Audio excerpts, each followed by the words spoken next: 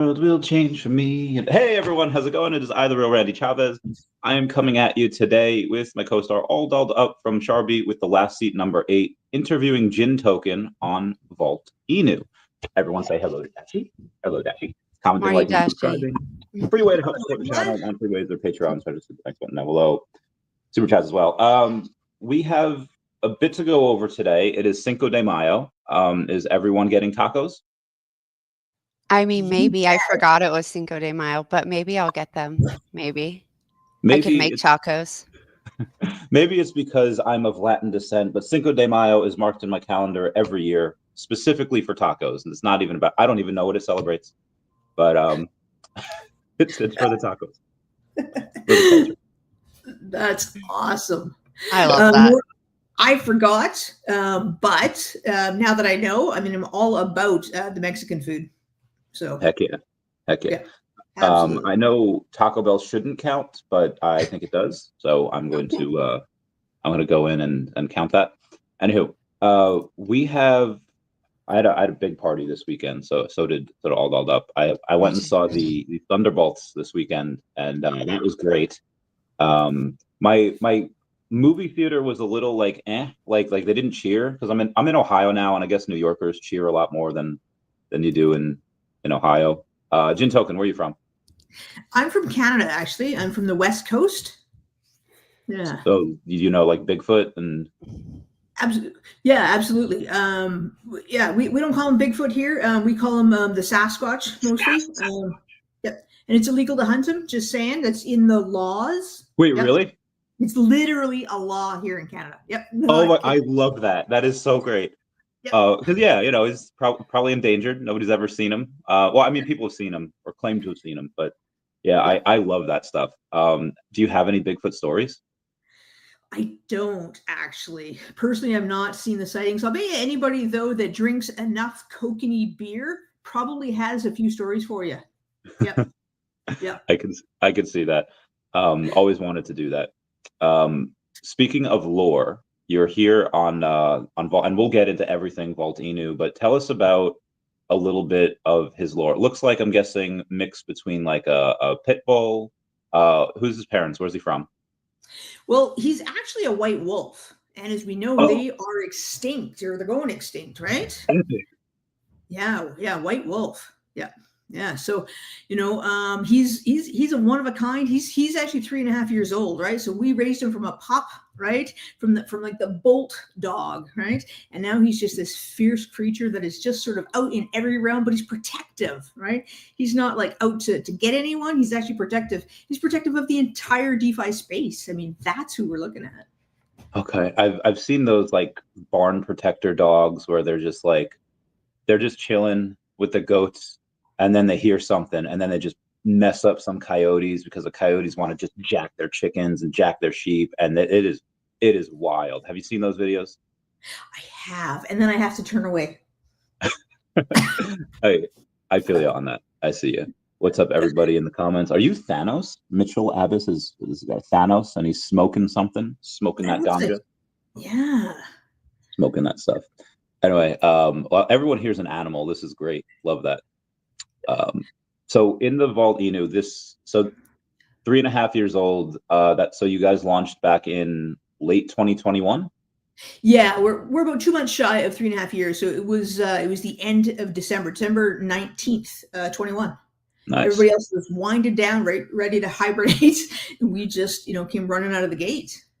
Okay. And we only know the bear. What the bear? Oh, the bear market? Yeah, we only know the bear. Yeah. So when you guys had launched, just tell us a little bit about the chain and about how many tokens there are and some of the team.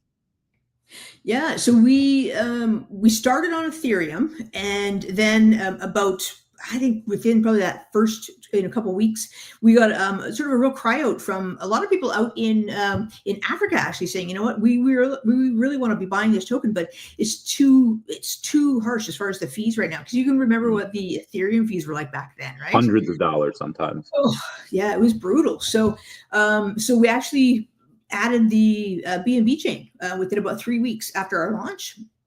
And that made a huge difference for people. And so I think we have what, about 69 trillion tokens as far as our circulating. Everyone comment nice down below, but 69. 69. Throw in the chat, guys. 69.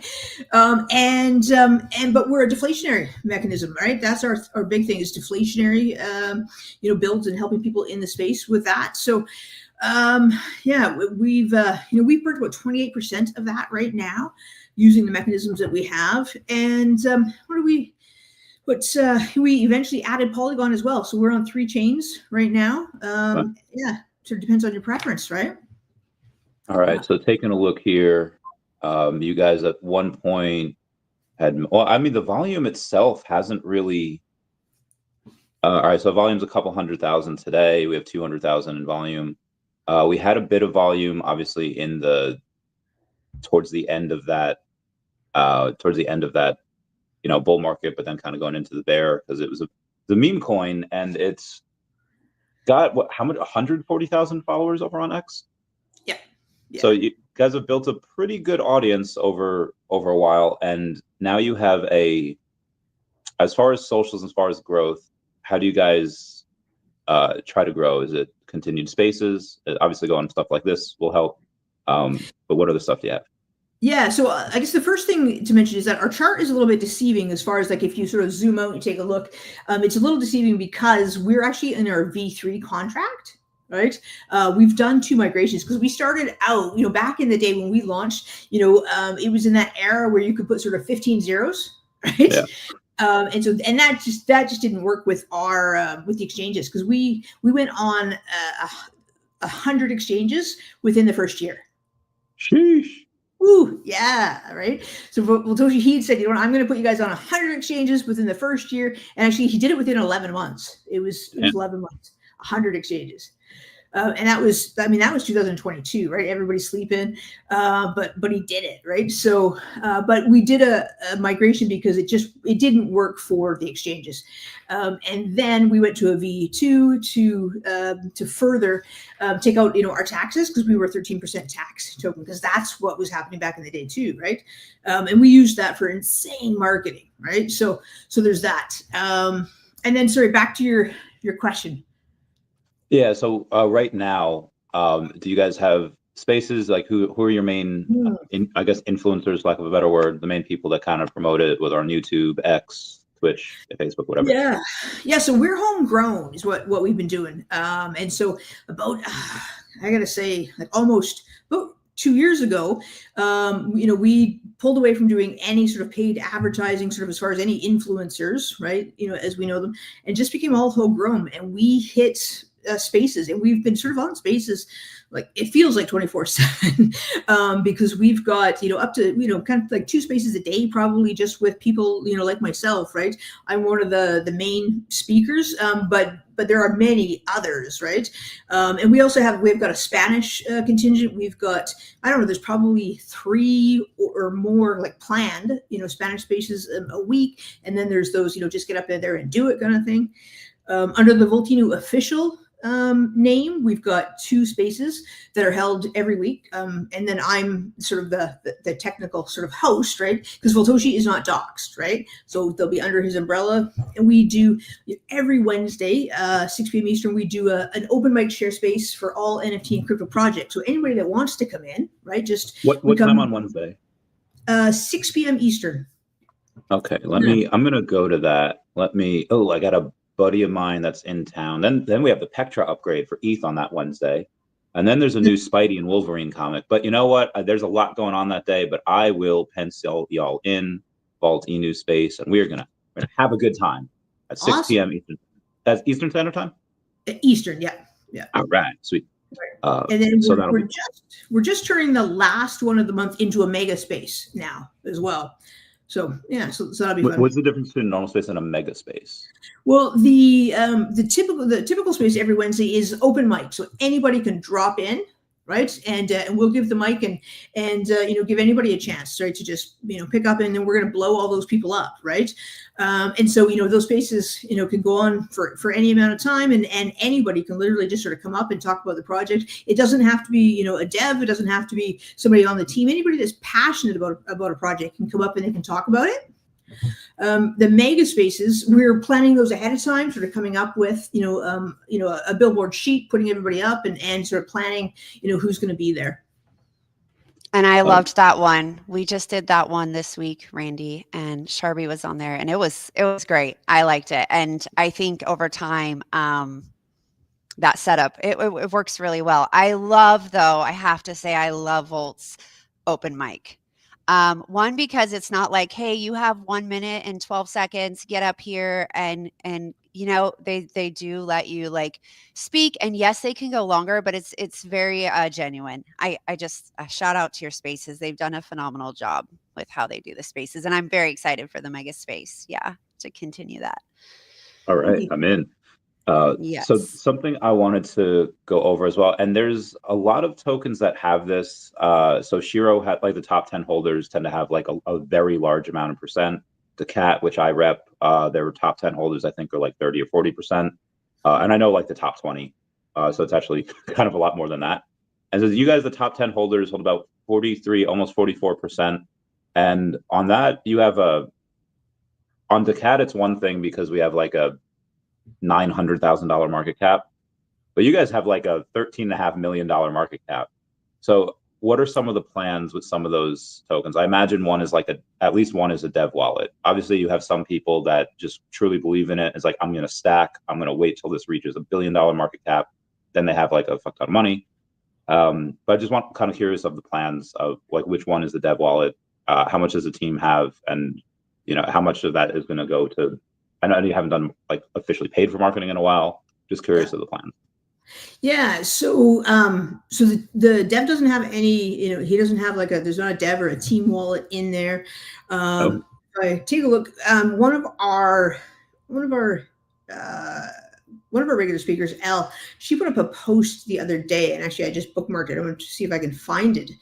That sort of broke down where we're at as far as holders versus traders. That was pretty good. And also when we take a look at that, we've got the exchanges are sort of some of our top holders, right? Oh, that makes sense.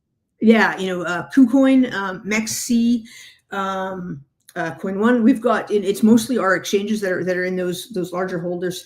And yeah, so when it comes to sort of our whale sort of in the project, we actually had a rather unfortunate incident with Coin Rabbit a number of years ago, or a couple of years ago. Are you familiar with them? I'm not. No, who's Coin Rabbit? Unless you don't want to like bring attention to them, or maybe we should. As far as negative, we'll get the crappy birds to crap on them. Yeah, what is Coin Rabbit? Well, when there's projects that offer to basically leverage your tokens, right? Let's leverage your tokens. We'll give you money, and then you can buy more tokens if you want, right? And the idea is let's see if we can't let you build drag. Well, people had used that, and unfortunately, this was back FPX and all those, everybody was dying, right? And the chart tanked, people lost tokens, and we lost, a lot of significant whales. But what it did do was it gave the rest of the token holders a chance to sort of build our bags, kind of thing, because we plummeted, right? So we ended up, over time, everyday people just were able to build and build and build, and so we've really sort of, changed the picture of our whales. So a lot of our token holders have been able to, spread out the wealth, right? So I was just going to pull up and see what we're looking at here. Take a look at. Yeah, this was on Gecko Terminal. Just looking at the security of it, and it gives you guys a great score. Like there's no honeypot, there's no buy tax, there's no sell tax. It's open source, it's anti-whale, or it's not anti-whale. So it's a lot of good stuff. And again, if those people, I know it gives it as like a red flag, because there's a greater than 0% chance of someone dumping. But there are some of these projects, and it's not everyone, but there's some of these projects that have these holders, they are straight up diamond hands. And I know that's kind of like a meme now, but they just don't sell, or they won't sell until the project reaches an absurd market cap. Again, daCAT has that. I assume SHIRO has, the SHIRO holders have had plenty of chances to dump, and they never did.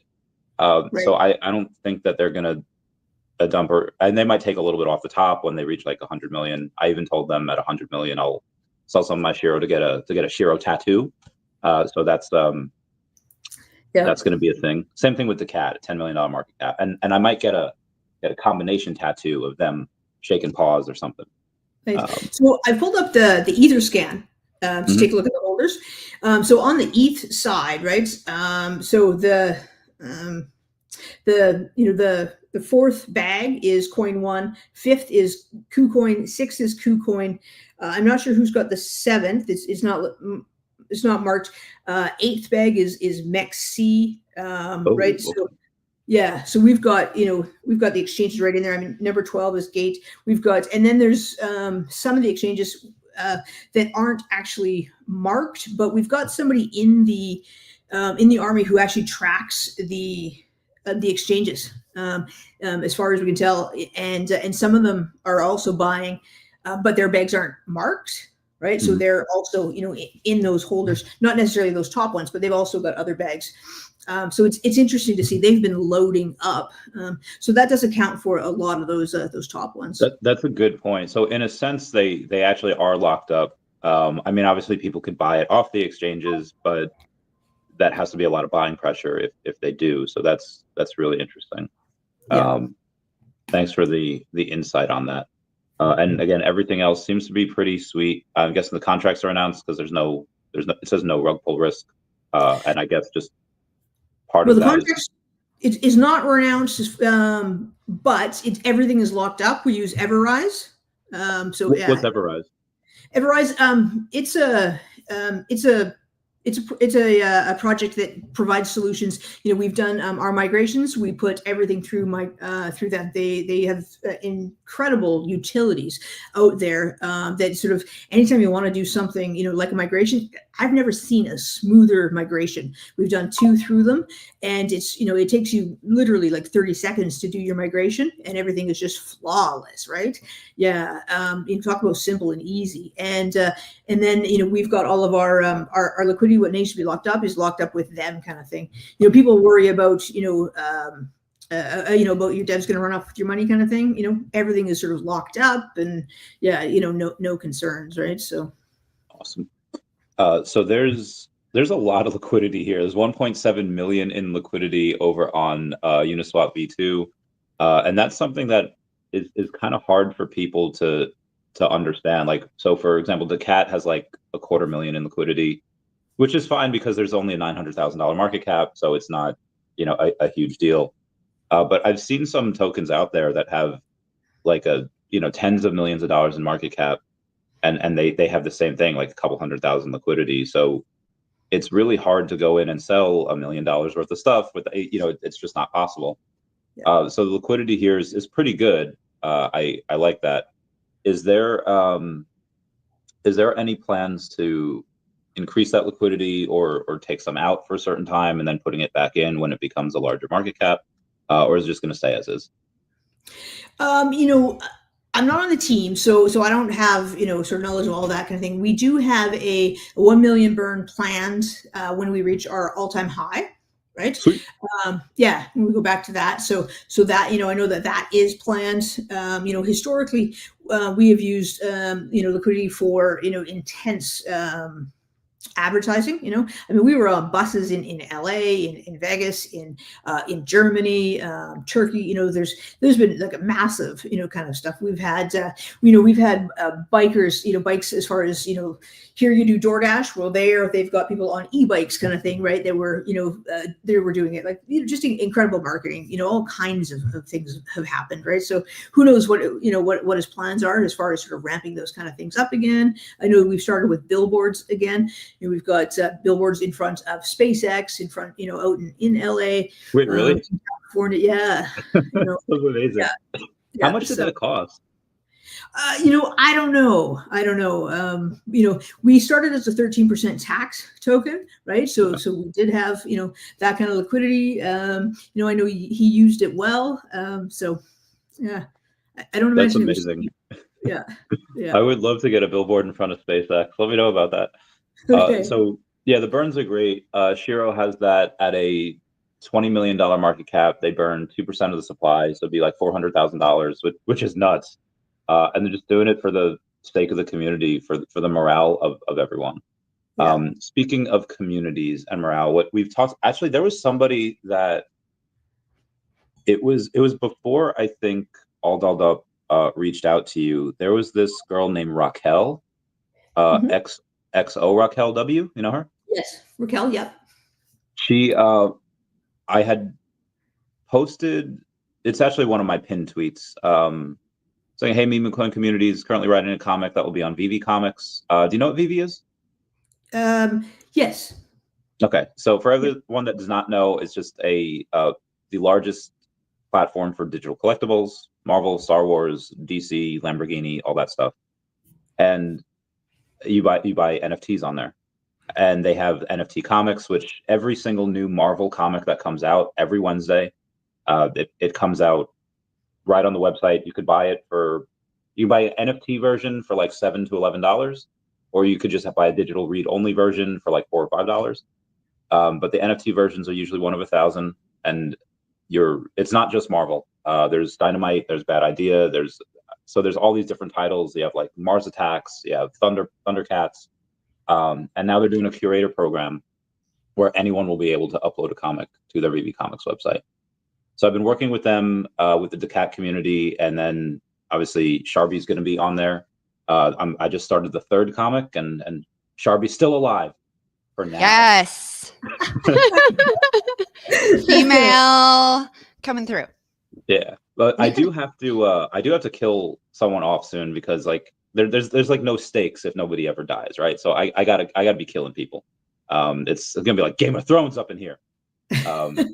We have Crappy Bird on base that had so it obviously everyone is like, oh, let me do it, let me in, and we obviously couldn't say yes to everyone, so we had this idea like, okay, if you want to, like, Sharby was already in, but then I was like, all right, if you guys pay to come in, because you'll be on this VeVe Comics, which has like 34,000 signups. VeVe itself has, even though it has like 600,000 users active each month, or in the low thousands, but it's still the largest one. They still do hundreds of thousands per month. So we had people pay us to kind of be on there, to include their character. So Crappy Bird is on there. Chaos on the Chains is on there with one of their characters. And she had seen it, and she had said, hey, is it possible that we get Vault Inu in one of these?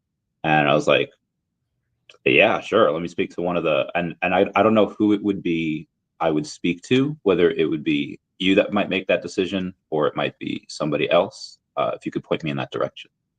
Sure. She actually sent me that DM the other day, and so literally just before we hooked up here, and I sent you a link or a thing saying, hey, what's the link? And by the way, Raquel, ...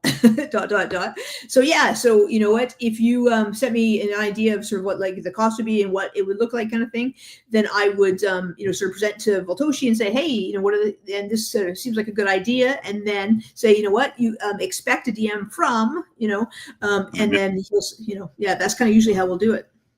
Okay, cool. Oh, speak of Raquel, speak of the devil. She is. Yeah, so this would be fun.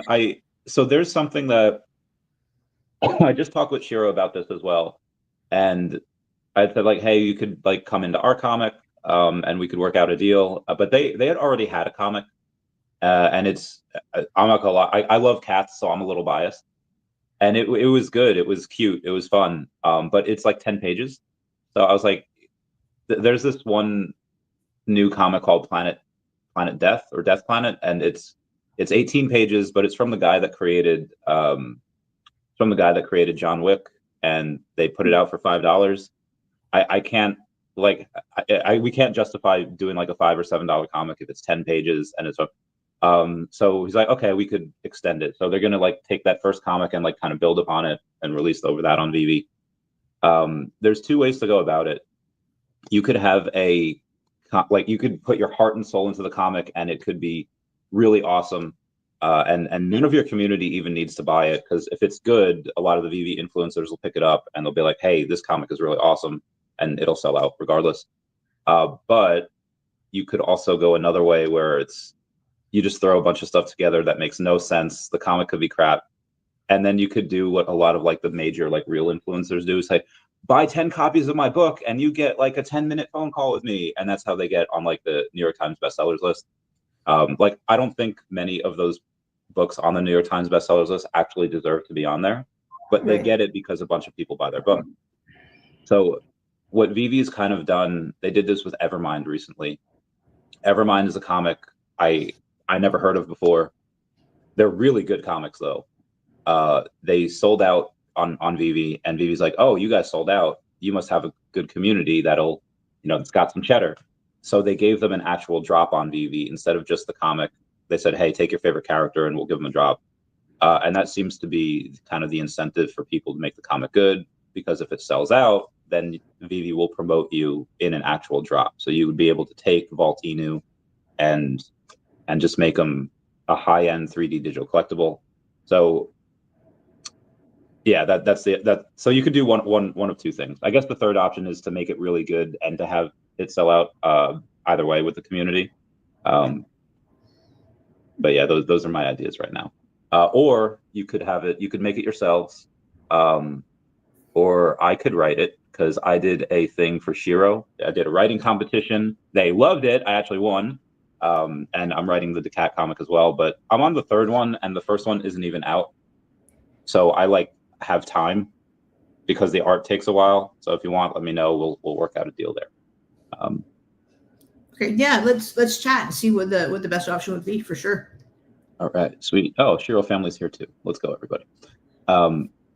When we do this, like I said, we went over a little bit of the lore for Vault Inu. He's a protector, so we could have it like an all animal chat where he's just the guardian of a barn. We could make it so that it's like a psychological thriller where the person who's telling it has a bit of like psychosis, and they're like, yeah, he's the guardian of DeFi, but DeFi is the barn, and the barn animals are the users, and then the hackers are the coyotes, and then he's got to go in and, I don't know. His wheels are spinning. I love it, Randy. Yeah. I love it. Yeah. Well, and then to weave the dragons in there, right? Because our NFTs are the keys to the kingdom, right? Oh, you're just all right. Tell us about the NFTs. I didn't know y'all had them. Okay, go. Yeah. So here, let me just switch off here for a second. You can see my there. You see my PFP, right? Oh, that's one. Yeah. That's my dragon. So we're the Voltage Dragon Sailors Club, and that's an example of what our 3D NFTs look like, and they are they're deflationary, right? We started with 10,000. The NFTs are deflationary. Yes. Even our NFTs are deflationary. We're that big on it, right? So there was 10,000. There's now, I believe, 4,388 of them, and then right. So if we could build the NFTs into the lore, whether or not like whether our white wolf is the master, the caretaker for DeFi, but also whether the dragons are the ones that do the work, kind of thing, right? Goes out carrying because essentially the dragons go out completing the mission, kind of thing, because we're the dragons, right? We go out there and we're spreading the mission, kind of thing. We're out there carrying the mission, taking care of everybody, helping everybody in DeFi, and the wolf is the idea. That's essentially how I think as the wolf is sort of Voltoshi, because there's only one, but we're all Voltoshi. I don't know, kind of thing. I don't know. Right. There's lots to be done there, but the dragons have got to come into it, right? The story has changed. Vault Inu is Jesus. The dragons are his disciples, and there's gonna be a traitor amongst them. They're gonna stab him in the back, and then there's gonna be chaos amongst the ranks. Be a schism in the Dragon Congress. All right, you got to tell me about these. There's been traitors, yeah, definitely. Oh my God, this is fucking perfect. Oh, we've been through that. We have been. Right. I mean, in 3.5 years, we have been through it. I tell you. Jen, you got to let me do it. You got to let me. Like, I will not charge you much. I will. I swear, this is gonna be the greatest freaking story. I love it. Next to daCAT and Sharby. But there's all right. So tell us about these NFTs. how many are there? What types are there? Just give me a rundown on these. Sure. So yeah, so we it was a Fairmint launch about 2.5 years ago, maybe. Yeah, we used LinkChain to actually do the mint. You did what chain? LinkChain, or sorry, Chainlink. Chainlink. Okay. Yeah, to do the drop, because you wanted to make sure that everybody had a chance of getting the one of ones. We have 10 one of ones that are Snoop Dogg, Serena Williams, Paris Hilton, right? There's 10 of those out there. Michael Jordan, right? So 10 of those, and then the rest, are sort of something like mine. And the idea is that that he ties the dragons to every utility that comes out, right? And we've got 9 utilities out right now, so we're a hybrid meme. So, and that's, again, I guess sort of goes back to why people are going to hold their bags longer, because being a hybrid meme, memes in the past there's been great memes that have come out, right? The legends, but the reason that people aren't going to have to sell all of their bag is because there's utilities that are going to keep paying people as we go, right? So with the dragons, if you hold a dragon, you get a benefit, for every utility that comes out. So that's why we call them the keys to the kingdom, right? So there's only 4,388 left, and then out of 10,000 that were. Out of 10,000, yeah. Okay. Right. So we have a mechanism called Volti-Eco, right? And that's designed so that that people can try and jump into the pool, right? And it's just this powerful group of AI bots that are out there. They go out, they're out there right now. They're collecting the quality airdrops, right? That are out there. And so you've got a chance to get into a pool if you hold a minimum of 1 dragon and 3 billion Volt tokens, right? Then we all we're jostling, we're kind of fighting to get into that pool, because there's only 200 slots, right? To get into the pool. And when Volti-Eco comes back, it's going to split the profit between the holders to get into the pool, between burning our dragons, right? Buying and burning our dragons, and then also buying and burns on our charts, and then paying to sustain the system going out, because we know that it's expensive to truly be able to afford those quality airdrops. So that's how our dragons become deflationary as well. Okay, so there's. All right. Well, there's so much to go over here. I know all the up has to bounce at like 1, but can you stay on until like 4? I mean, that would be about equivalent to what you would need, but yeah. You could leave and come back. Like you don't have to stay forever. So. All right, talk about 9 utilities. Is one of them VoltiCard? I was told to ask about this. It is. All right, start with VoltiCard, and then we'll go from there. All right. So VoltiCard is, if you want to be able to spend $150,000 a day in DeFi, then you need a VoltiCard, right?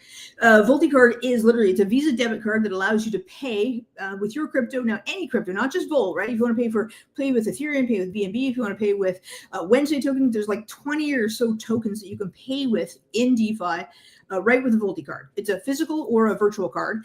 Virtual card has lower limit, but the physical card, right? You can get that for free if you hold 200 million Volt tokens. Now, today, that's about $44 of an investment. That's amazing. Right. So for that investment, then you get the card for free, and you can spend $150,000 a day in DeFi. You can spend up to $175,000 a month. You can take out $2K a day in cash, and here's the real kicker: you can get as many cards as you want. Right? You get a spouse card. Right? You can get a card for your parents, right? Let's say you want to, I don't know, maybe you want to go out there and buy that Range Rover autobiography edition. That's $650,000. Get as many cards as you want. Boom, boom, boom. You just paid for it right there, right out of DeFi, same day, right? And what are the fees associated with that? So it costs you about $30 to set it up, right? And that goes to Visa. That doesn't go to us. Those are just Visa costs. And then monthly, it is about a $12 fee, again, to Visa, right? To maintain the card. And on the purchases itself, is there like a 2% fee, a 3% fee?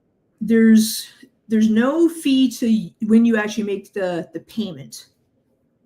Not the like when you let's say if I buy like a cup of coffee. There's no fee there when you use the card. Oh, really? Okay, so there's no fee. There's a fee when you load the card. There is a small fee when you load the card from Visa. But When you say actually load the pay with card, it, can you go so over that? because it's basically it's a prepaid debit card. So before you use it, you will go and you will pick whichever version of crypto you want to put onto your card. At that point, there is a small fee that when you load. So let's say you load it on a Monday with $100 of whatever crypto. Does that stay at $100 regardless of what happens to the price? Yes. Yeah. Oh, so you could put in something like what's the most wild volatile crypto that you guys like? I'm guessing you guys have like the top 10 on there, but like what other crypto? I'm not sure what the updated list is. I mean, there's I mean Pepe is on there. There's no way. Yeah, because people can ask to have their token put on there, right? Yeah. Oh my God. So how do you ask to do it? Like, who do you contact? So we contact Voltoshi and ask him, right? You can contact me, or you can contact other people in the Volt Army and say, hey, I'd like to get a hold of Voltoshi. We'll let you know how to do that and hook you up, right? So if you contacted me and said, I want to get my token on, I would, then I would let him know. I'd say, hey, and the reason we do that is just because his DMs are so full, right? And you may never get seen, right? So we just sort of give you the heads up, and that way you actually get seen. And then you can also have the Volti card. If you wanted to have daCAT, if daCAT wanted to have the daCAT card, right? Then we could white glove that for you. And so that you would have the Volti card, everything that it entails, but it would say daCAT. So that's our other option as well. I would 100% do that. Yeah. We'll get daCAT, try to get Omi on there. I mean, so yeah, God, this would be great. Cause that's amazing. Cause obviously stuff pumps and dumps all the time. So if you go and say like, hey, on the Monday, when one of the things is like super up, like, okay, put in like $1,000.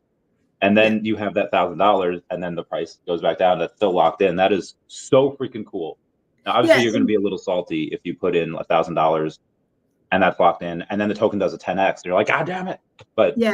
So think about people. I mean, when people have taken profits, and maybe it's their sort of their stables that they want to, that, I mean, I see that as being really a great solution.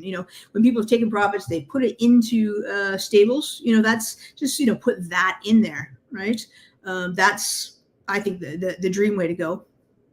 I feel like Peter Griffin, after he has that stroke, he's like, why aren't we funding this? Talking about the embryo stem cell research. Yeah, this is legit. Okay. So that's one thing out of the crazy utilities we have. Tell us about the Volta Dragons, and playable NFT character come to life in the game, and we have the game on Steam. Tell us about that. So people will tell you that you cannot get crypto or NFT games onto Steam. So we have done it. We've done it twice. We have the Volted Island. So we have Volti Island on Steam, and we also have. So people are telling you more tidbits here about the Volti card also, which is great, because there's other things that you can also get with the Volti card. So Volti Pay, 20,000 different bill payments that you can use with Volti Pay if you live in certain regions, and also 800 different gift card companies that you can get. Yeah, it's great. There's other things with these that are fantastic. So yeah, we have Volt Island, which is on Steam.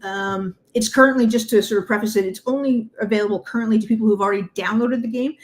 For some reason, Steam has blocked it a little bit, and so we're trying to figure out what that's about. But it's been out for a good year and a half now, at least. And it is great. It is because it is a third-person shooter game. You can go in there and anybody can play without an NFT. But if you have one of our VDSCs, you can go in there and our NFTs come to sort of life with all of our traits. You can see, who was it? Somebody had just, Swig Thistle there, right? He's got. Does he have the lightning? No. If you have lasers shooting out of your eyes, right? That will come to life in the game. If you've got if you've got lightning, that will come to life, right? Whatever your characteristics are, they all just come to life, right? The red hair of mine, that is just there. Look at the same. That his blue blue power head, that's going to come to life in the game, everything. So you can play like that. Other things, though, is that, we've had Easter egg hunts in the game. Faltoshi put $20,000 into the game. There was 3 seed phrases, 3 wallets with seed phrases, and he just littered those in the maps. So if you had a dragon, then you could see the seed phrases, and you could go up there and you could play for the 3 different wallets. There was a $3,000, $2,000, and a $5,000 wallet, and people played for those. Right, cool things like that. Is that a LeBron James dragon from Big Ad? No, we don't have him. I would say it's got a big LeBron. I'm looking for one with the lasers coming out the eyes, but there's so many of people here. So how common is that trait with lasers coming out the eyes for the NFT? Let's see what there is now. It can't be that common because I don't see anybody having it here. Yeah, that is one of the rare ones. This one's breathing fire through his nostrils. That's pretty cool. Yep. What's the floor price on these? Right now, the floor is, I'm just going to refresh. The floor is 0.149, 0.1409 right now. Okay. And Vault Me Free has this, his one has a satchel. That's great. Got a little thing over there. Okay, 0.149. Yeah, man, none of these guys have lightning coming out the eyes. But so it is okay. Looks like there was 68 with the laser eyes. Oh, there it is. Volter Dragon's got it. He's got like a little Scuba Steve, or Steve from Scoops Ahoy. I don't know if you watch Stranger Things. Yep. It just looks like, it's not the actual uniform, but it looks like the Stranger Things Mom Steve Scoops Ahoy. Anyway, okay, so tell us a little bit more about one of the other utilities that y'all have. VoltiChange is a massive one. It's the only deflationary DEX out there. So for any Ethereum or BNB token, it's an automatic listing out of the gate, because anytime any token hits Uniswap or PancakeSwap, you get auto listed onto VoltiChange, and you will automatically burn 0.25% on every trade. Right.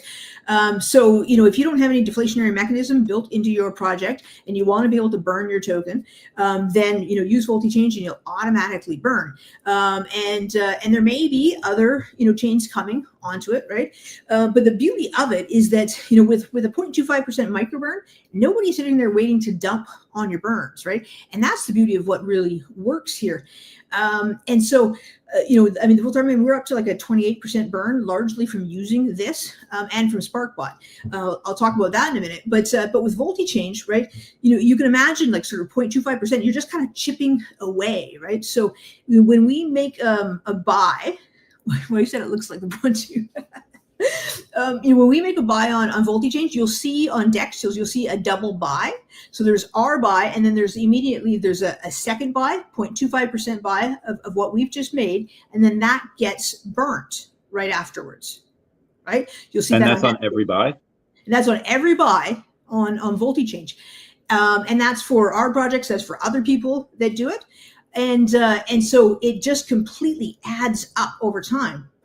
And what it really does, and this is sort of the piece that I think people don't understand about burns so much, is that when you do these burns, right, sort of micro, when you really add up and nobody's dumping on your chart, then what it does is it's changing, right, how quickly you reach your market cap. The price stays the same, but you're reaching your market cap sooner, right? So imagine if you're reaching your market cap sooner, then you're going to get a larger market cap share. Right. I'm going to send you a picture in your DM for you to take a look at that sort of explains this super clear. Right. Because Volt, let's say when we reach our 1 billion market cap. Right.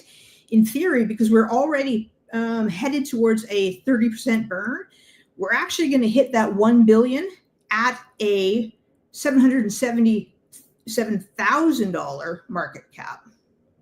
Right, which means as we progress, we'll be able to collect a larger market share. So this is similar. There's somebody that this girl Rena had on a couple of years back, talked about a rising floor token because every single transaction had. So this is, I think, similar to that, where there's a lot of burns. Like even if a lot of people are selling, you have these transactions that they still equate to burning. So I like that. All right, so I'm waiting for the DM. While I wait for that DM, tell us a little bit about the staking. I had a couple of people mention that before. Tell us about the rewards. Okay, so our staking platform isn't out yet, right? But we are having VoltiFlex that's going to be coming out, and that is a staking platform for every token out there, right? So everybody will be able to stake on VoltiFlex, and that's all tokens. And then this another sort of iteration of it, what's built is that people will be able to stake all NFTs onto VoltiFlex as well, right? Another way that people can think about staking also is with the Volti card, right? Is that sort of there are always layers to everything that Voltoshi builds. Using the Volti card is sort of a soft staking mechanism, right? And this is something that other projects can think about, is how it would work for them. What would their numbers be?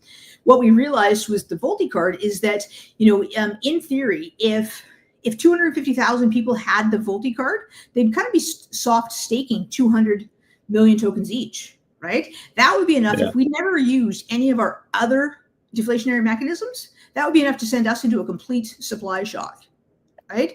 So if you wanted, that card for your project, or Sharby wanted the Sharby card, right? And the card can be used for all chains, right? What would your number be to send you into a supply shock? I mean, for daCAT, it's hard to say. I mean, there's not a lot in the. I don't know. I'd have to do the numbers there.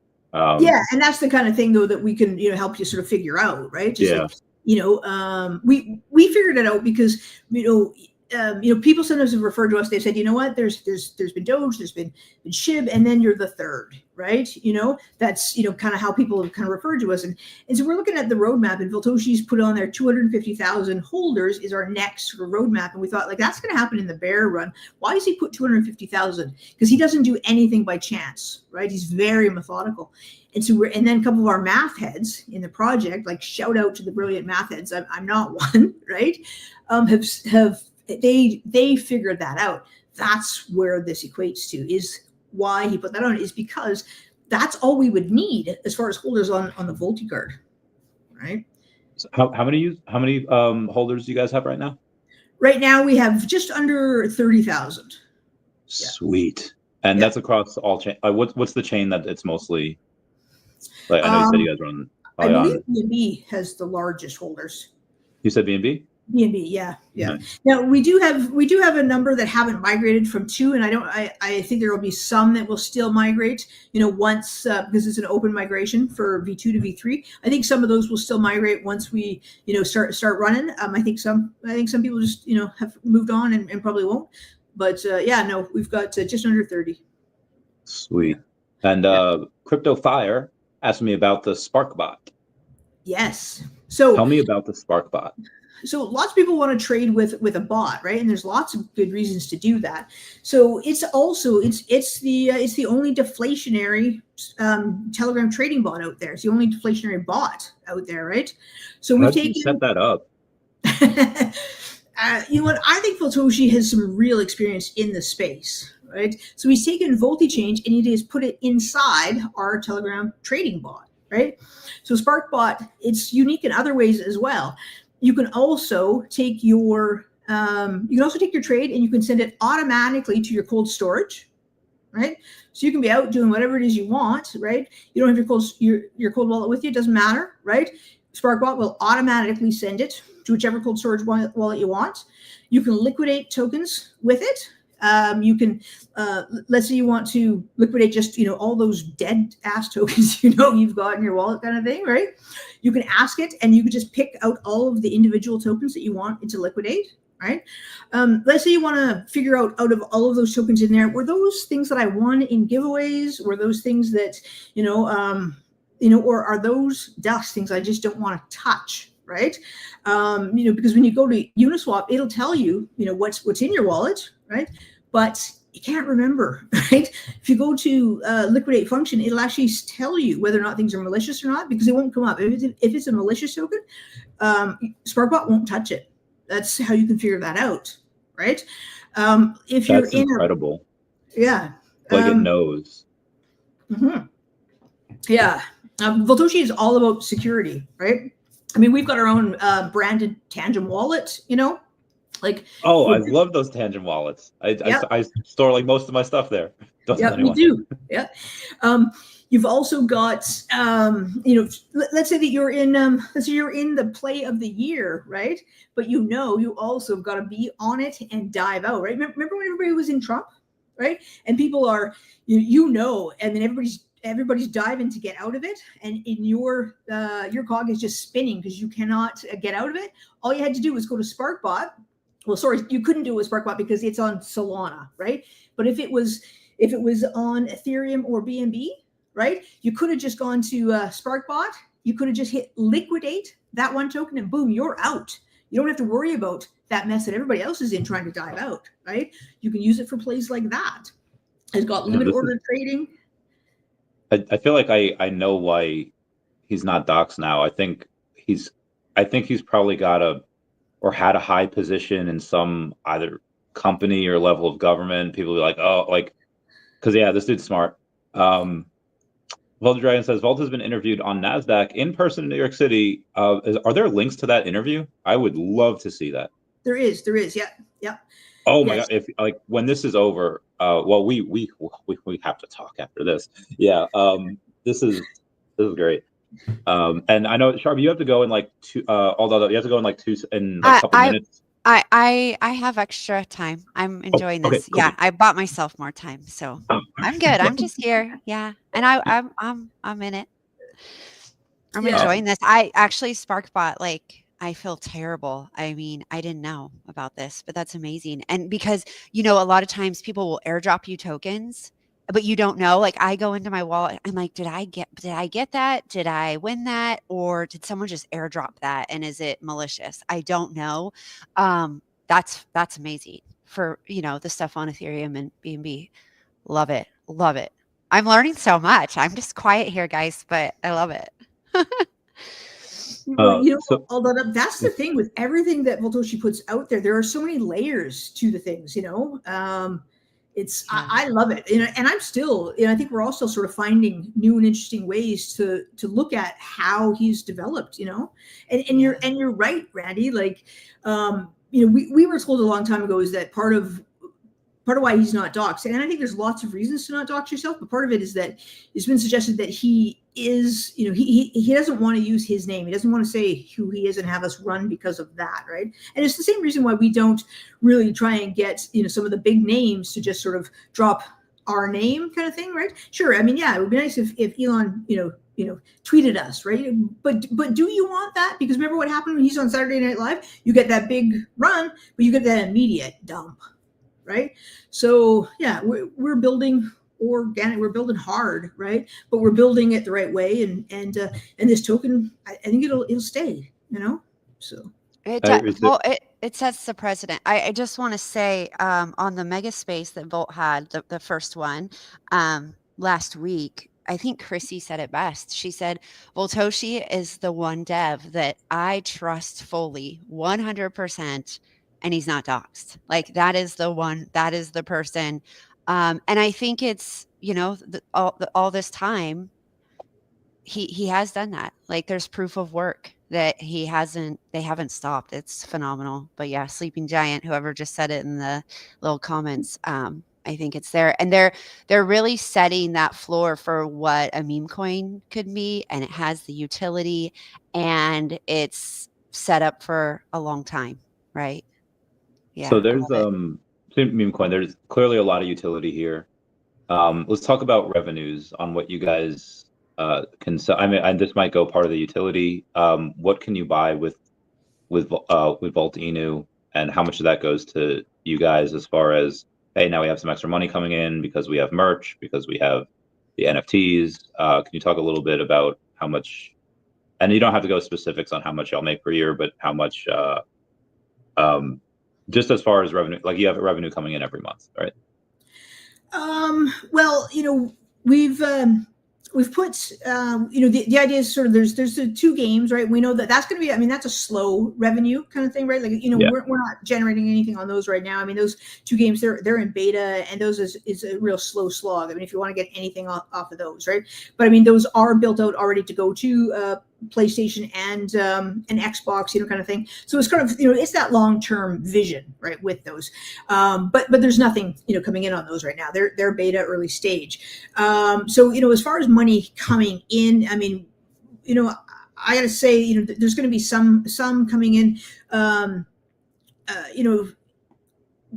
the way things are working as far as but like there's back end, right? We offer VoltiChange for free, right? There's no listing fees. There's no liquidity needed, right? But what we do is we get a 0.25% burn, right, in the back end, right? So that helps our project, get a self-rising floor, becoming deflationary.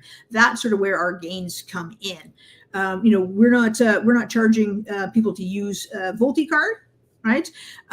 There's the bank fees, those kind of things. That's, what it does is it promotes volts and that's, that's part of the branding that increases, that pays for, that's advertising, those kind of things. Right. So, we're doing more of that, helping people in the space that helps, reinforce our brand. Right. I believe I might be able to help here with any types of various merch, obviously the comic as well. And part of the reason why I really want to push the comics is we had a guest last week called Fran the Cat Lady that represented Ed the daCAT, where they had physical comics, and I have one, and it's pretty fun. And it's nice to have it in your hand. It's cool. But that can cost a lot to ship to people, and especially if it's all over the world. Like people can be able to afford the $5 or $6, how much the comic costs, but then the $20 shipping, that's a lot. So with VeVe, you'd be able to, anyone that has an account on VeVe can buy it anywhere electronically in the world. So that just kind of makes a little bit of sense, especially if you go in and so you get money off of the comic, you'll get money off of the drop. So we'll be able to help with the revenues there. Okay. Yep. All right. Also, we do have the Volted merch. We have a very small selection there, kind of thing. What we have been doing is the Volt Army. We pay for the cost of the merch and then we burn that. Right. That's what we have been doing. Sweet. So I know I have another couple questions here from the audience. However, somebody's saying that you can put the logo on your card. Can you, is the card malleable in the sense that, hey, you can make it a certain weight? Because I'm not gonna lie, when you have a American Express black card, or if you have one of those Bitcoin cards and it's got weight to it, and that it makes a splash when you throw that down at the bar. Can you make the card a certain weight?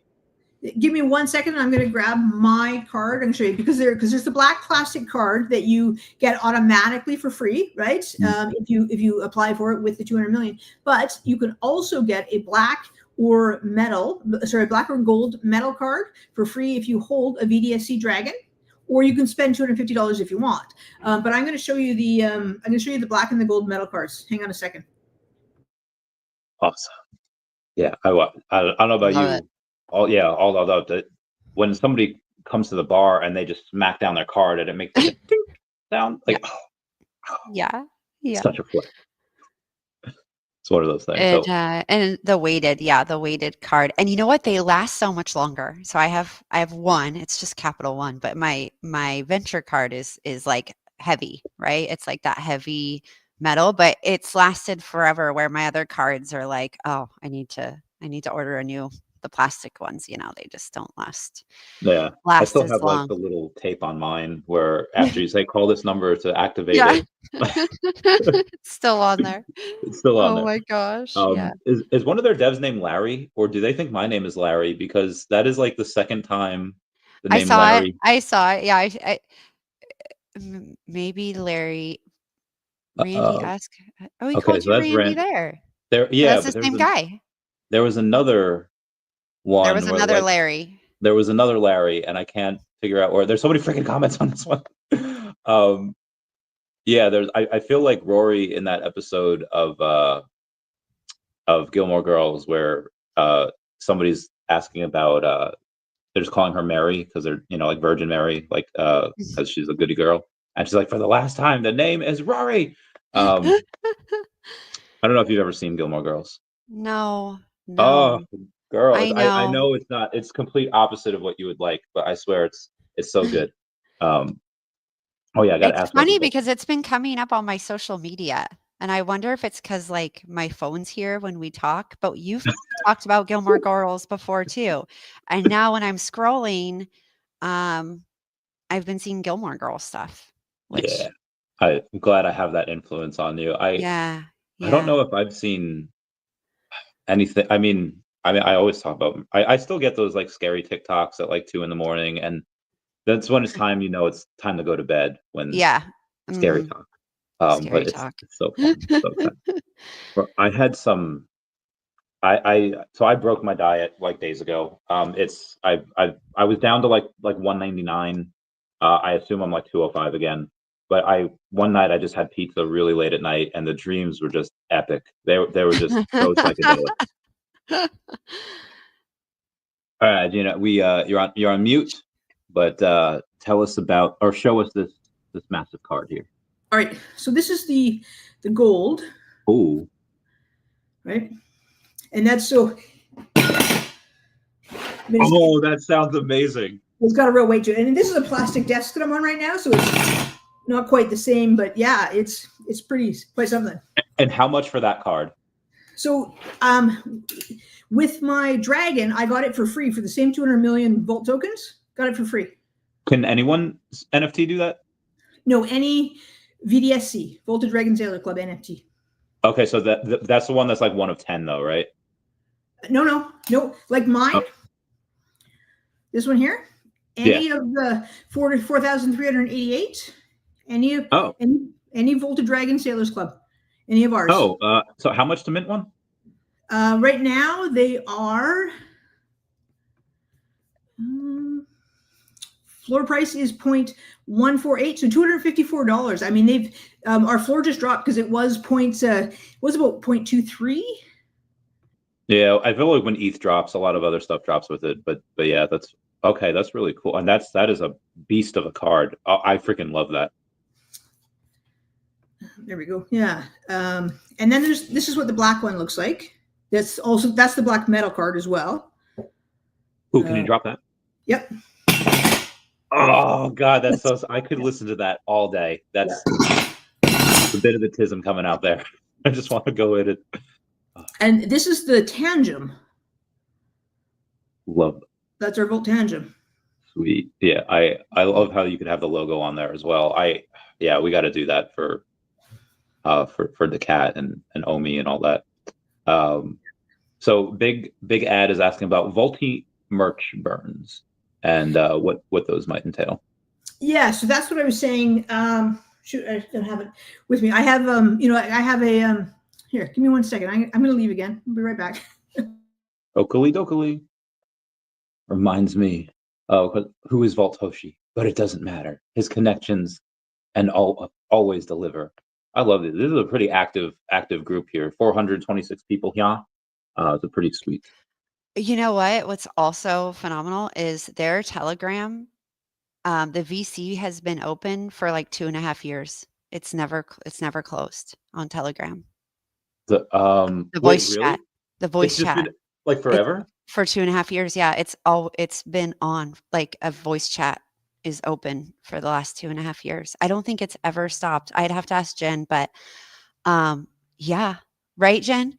Has the Telegram ever closed in like almost 2.5 years? The voice chat feature. No, it's been open for the full 3.5 years that we've or 3.5, sorry. Yeah. Since launch. Since launch. Yeah. The voice chat's Okay, been so open. I'm on the vaultinu.in. Where's the link to the Telegram from there? If you go down to the bottom. Okay. It should be down there. Okay, here we go. Yeah. I am all right. Hold on. I gotta join. Do I have to tap to verify? Okay, tap to verify. Start. Oh God, was this cheese the main emoji? What is the main? I don't know. I guess cheese is the big one. Fire. Let's see if I'm smarter than a. Is that rainbows? Oh God, it's candy. What is this? Like? Okay, I got success. Success. Not gonna lie, that was a hard one. Click the temporary link invite, join group. Okay, I'm gonna say meow. And then I am there. Coolio. Nice. Weighted metal are the best. Black card, metal card, favorite clink clink. Aaron's laughing. Yeah, 3.5 voice chat. 24/7 vaulted talks. That is banana. Yeah, they're on right now. They're on. There's wow. Y'all have there's 10 people in there. And how many? Y'all got 14,000 members? God damn. 448 online. So when you guys do press releases, where do you guys go and do that? Is it kind of you shoot it out everywhere? Is it mainly on X? Where's the press go? Well, I mean, we've had Bazinga, we've had like all, we've had press releases sort of everywhere. I mean, like somebody had said, we were on NASDAQ, a couple of years ago. That was like 11 months into the project, sort of first meme token, to my knowledge, to ever be on sort of new to the street, through NASDAQ. So that's, we've been on huge major publications. Some of them are listed on the link tree. Get down to the very bottom of the Voltini page, there's the link tree. And I mean, you can get lost for days going through our link tree, trying to find all of the stuff, but it does have some of the publications. We have, we've got massive partnerships, like, with CoinGecko, OKX, huge projects out there. And so some of them have written things up, and massive stuff. So this is one of the things off of the, this is a cup that I have. I was able to put my name on it. I asked him to put my dragons. That's my dragon in particular on it, right? It comes with a symbol. You don't have to add anything to it if you don't want to, but I don't know. It's like it comes with a straw as well. It comes with some Volt caffeine drinks. Like my thing, it comes with some Volt caffeine drinks as well. There we go. They are a they're a sugar-free Volt drink. This is we've got merch. That's our VDSC hats. They come in all the colors that our dragons have, because there's I think 5 different color hats on our VDSC. So there's 5 different color hats you can order. All sorts of different things. Sweet. So that that little thing that looks like I forget what that. Yeah, that little thing. It looks like a Splenda. Like, is that like a Splenda? Like, what's that most similar to? No, it's like a Red Bull in a stick. Oh, so how many of those before your heart stops, like at once? Well, I've only had one at a time personally. So have other people tried it? Like, I'm gonna mix them with like Four Loko, or mix them with like something else. Like, I don't know. We just got them. This was a partnership we had quite some time ago, but we haven't done anything with it yet. And so we just realized that we did actually receive the product. We didn't think we did. So we have the product. So we've just. Voltoshi had said, you know what, why don't we just give them out to the community, and people just pay for the shipping. So we decided we would add them to, anybody that buys a mug, we'll put them out. Anybody that buys a package of stickers, that kind of stuff, we'll just add them in. I went to Amsterdam with Raquel and Volt L recently for a conference, and I took a massive bag of these, and we gave them out at the conference, and it was a huge hit, right? And it's great for PR because, it's got a QR code in the back, it's got our name on it, and that people are going to just give these out themselves, right? So we gave out a ton of these while we were there. And they actually taste good. I don't like sweet, but I actually like these. So I like to sometimes play amateur chemist, and like, you ever hear of a 9-hour energy drink? I have not. Okay, so you take you take a Four Loko, you drink a little bit of it, and then you take a 5-hour energy drink and you put it in the Four Loko, and if your heart doesn't explode, you have a good time. Wow. What's Four Loko? I don't know what Four Loko is either. Okay. Okay. Okay. So Four Loko, it started like maybe 20 years ago, where it was like 4 drinks in there, but it also had like 4 shots of caffeine. So it was like an epidemic in like the US. Like a lot of kids went to the hospital because they were sold at like 7-Eleven, and obviously in a lot of those places ID, but a lot of them don't. And it was so big on high school. Like it was so big when I was very small. And then like a couple people died. And then they forced to like change the formula to like take the caffeine out of there, or they lowered it a lot. But yeah, the 9-hour energy drinks were something that nobody knows where it was invented. It's kind of like that rumor back in middle school. Like y'all hear that, was it Rob? No, who's that? Who's that one guy who's like, didn't let his kids listen to Eminem. He looks like a grandma now. Begins with an M. Anyway, like some like kind of like weird screamo rock star rapper guy. He like supposedly removed like a rib of his so he could like, perform fellatio on himself. Like nobody knows where that rumor started, but like we all know it. So Marilyn Manson? Yeah, Marilyn Manson. Supposedly he removed his bottom rib so he could perform fellatio on himself. Like nobody knows like where that rumor came from, but we all heard it. Like, I heard it. I even heard it. So yeah, I remember. So it's the same thing with the 9-hour energy drink. It just spread like wildfire, and there's a lot of hospital trips. So anyway, I want to do with the Volt Inu Red Bull in a stick. I want to mix it with stuff. I want to get crazy. Well, Randy, you send me your address and I'll send you some. Get this bread. All right, I'm missing out on the comments here. Children, do not try this at home. This is for Randy only. Yeah, that nobody else do this. If you join the Telegram voice chat, come into the voice chat so we can help you with security settings. Okie dokie. Oh yeah, tell us about the OKX partnership. I've had a couple people talk about that. Yes, so VoltiChange we talked about. One of the things that sort of helped validate that as far as people's interest is, in it is that we had OKX actually integrate their wallet into VoltiChange, right? Just sort of further sort of validating, its legitimacy and sort of Voltoshi's reach.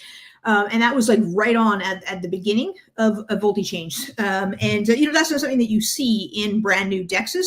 And what was said when that came out was sort of like, first steps in partnership with OKX, right? And sort of we're still waiting to see what that next, step is. So we're excited about that.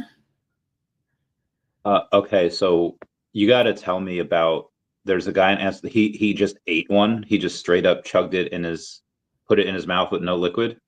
Well, yeah, that seemed to be something that people knew that, Raquel, Elle, and I were like, what? Because it was actually way more common than we thought would ever happen. People came up to us and said, oh, so do you just chug that, or do you have to put it in something? And we're like, what? Yeah, I guess it's a thing where you just actually suck the powder. Yeah. I don't know. I mean, maybe I've never done that. I'm curious to try now. Like you remember the cinnamon challenge years back? Yes. Yep. Yeah. So I thought I could like game it. I was like, you know what? I'm just gonna think of something really spicy. I'm gonna have my glands do all the work, and my saliva is just gonna break that down. But that was not what happened. I tried. So I'm very cautious about putting a bunch of stuff like dry in my mouth without liquid. However, I'm game to try most things once. Do you remember the Mio challenge? Do you know what Mio is? No, I don't know that one. Oh, is it MIO? Yeah. Yeah, it comes in like a little liquid that you add to water. Yeah. So the Mio challenge was like putting it all in like a bottle of water like at once and then drinking it, and then it was no, thank you. Did you try it? Did you try it out? I've done a lot of stupid stuff in my youth. I think, well, this is one I think everyone's done. It's like robo tripping. You know what that is? No. It's when you take a bunch of Robitussin, and like I did it on accident at first because I was really sick, and I was just like, okay, my body's gonna get even better or it's gonna get even worse. And I took it, and that's when I saw the Hat Man the first time. I don't know if you are familiar. No, but I do get an image. Yeah. Okay. So apparently when you take too much Robitussin, or I guess it happens in other places as well, but take too much Robitussin, you see a dark, shadowy figure and it's the hat man, and it's like it's not just me. Like it's a big thing. So just letting y'all know. Yeah, apparently this doesn't need to be in a Four Loko, but I will. Four Loko. Yeah, I'm glad people still drink it there. Wait, are they on Forbes Digital Assets? Are you guys? Yes. Oh, tell us about that. How'd that come about? I don't know. I mean, the Volt Army is incredibly, I was going to say intuitive, but constantly searching, constantly looking. It's amazing. And because I mean, our TG is open 24/7. It's like people don't sleep, right? So even in our English chat, I mean, we've got people from around the world. A lot of North American people in there, but people are constantly searching. People, yeah. I don't know. People are amazing how they find these things. Yeah. Yeah, that's why we in the VeVe Omi community, we had a metaverse just come out, and it's cool. It's called the VeVeverse. You can bring all of your NFTs in there and play with them. It's really fun. But we were waiting for the team to hey, can we get on CoinGecko and CoinMarketCap as a metaverse token? And I think the team was waiting until you were able to buy these Disney NFTs with the token to give it more utility. But then the community just pulled the Thanos and just said, "Fine, I'll do it myself." And then they messaged CoinMarketCap and CoinGecko, and they got it listed as a metaverse token themselves. God damn, y'all don't play. They went hard. It's nice to be Vault on Forbes Digital Assets. It is a scene in Clockwork Fairies once. Oh, I have not seen I have read about the good. Do you guys have the good people up there in Canada? Yes. Yeah. Oh, do you have any stories about them? No. Okay, never mind. So the fairies back in the day, they were known as the good people, and supposedly there's some you can. I read the story on Reddit, and this one, I feel like you can tell which stories are kind of BS and which stories are kind of fake, and which stories are real. This one is me and my cousins were on this camping trip. Well, the whole family was on the camping trip, but the cousins were all the adults were in one area and they were playing in these woods, and they found this cabin, and they were in there for maybe they were exploring for maybe an hour, and then they come back and the parents are all freaked out, where the fudge were you guys? They're well, we just went in the woods. And then apparently they were gone for 9 hours, and they're yeah, I wonder why the sun was down now. So apparently there's some weird time dilations on there, but I'm glad to see that. Anywho, on this, take a look at average buys. I know you have the a couple 100,000 in volume today. SHIRO the other day had done a green wall project where every time you were to buy a certain amount, I think $100. Sharby, do you remember? If it was $100, you got put into a raffle, or if you hold it for 2 weeks, you get an extra $50. I think. Yeah, sorry, I caught the end of that. I had to step away for a second, but I think it was, and I don't, the green wall contest thing where it was I think you spend 100 and then you got $50, and if you held it for 2 weeks. I think that was the kind of the outline there. That's cool. Do you guys have any outside of just the incredible utilities in there, but do you guys have any of those projects every now and then say hey, for everyone that shows a receipt or that does $100 in buys, you get put into a raffle, and then you hold for X amount of weeks, you get a free NFT or something like that? Well, there was time, earlier at the beginning where we actually received Ethereum and Volt for holding an NFT. Right, there was a snapshot, and if you held, for 30 days, this was after we received our NFTs. Where there was those rewards. We used to do a lot of or shilling contests, right? Back in the time where we were 13% tokens, there was a lot of time where you just got your 13% tax token back. There were sort of periods of times like that. We haven't done that sort of thing, sort of rewarding for holders in that way, but every week, Voltoshi is giving away $200 in Ethereum, right? In our spaces, 2 times $50 in our Wednesday spaces, 2 times $50 in our Thursday spaces, which are our Volti Change spaces, or our how to become deflationary spaces. right? So he's constantly giving back, and those can go to anybody who attends the spaces, Volt Army or otherwise, right? So he's constantly giving back in those ways. We do different things. Sometimes we're using Gleam contests. We're giving away an NFT or the what are Gleam contests? Gleam. They're used a little bit more by the exchanges, where you have to go and you spend some time, looking at a website. You might answer a question. If you go and you enter through Twitter, you follow sort of the directions, and the more times you do different tasks, the more entries you get into a draw. So we've done a few of those. Yeah. Okay, cool. So the reason I asked for volume because I'm an affiliate for this company called DEVVE. Do you know what they are?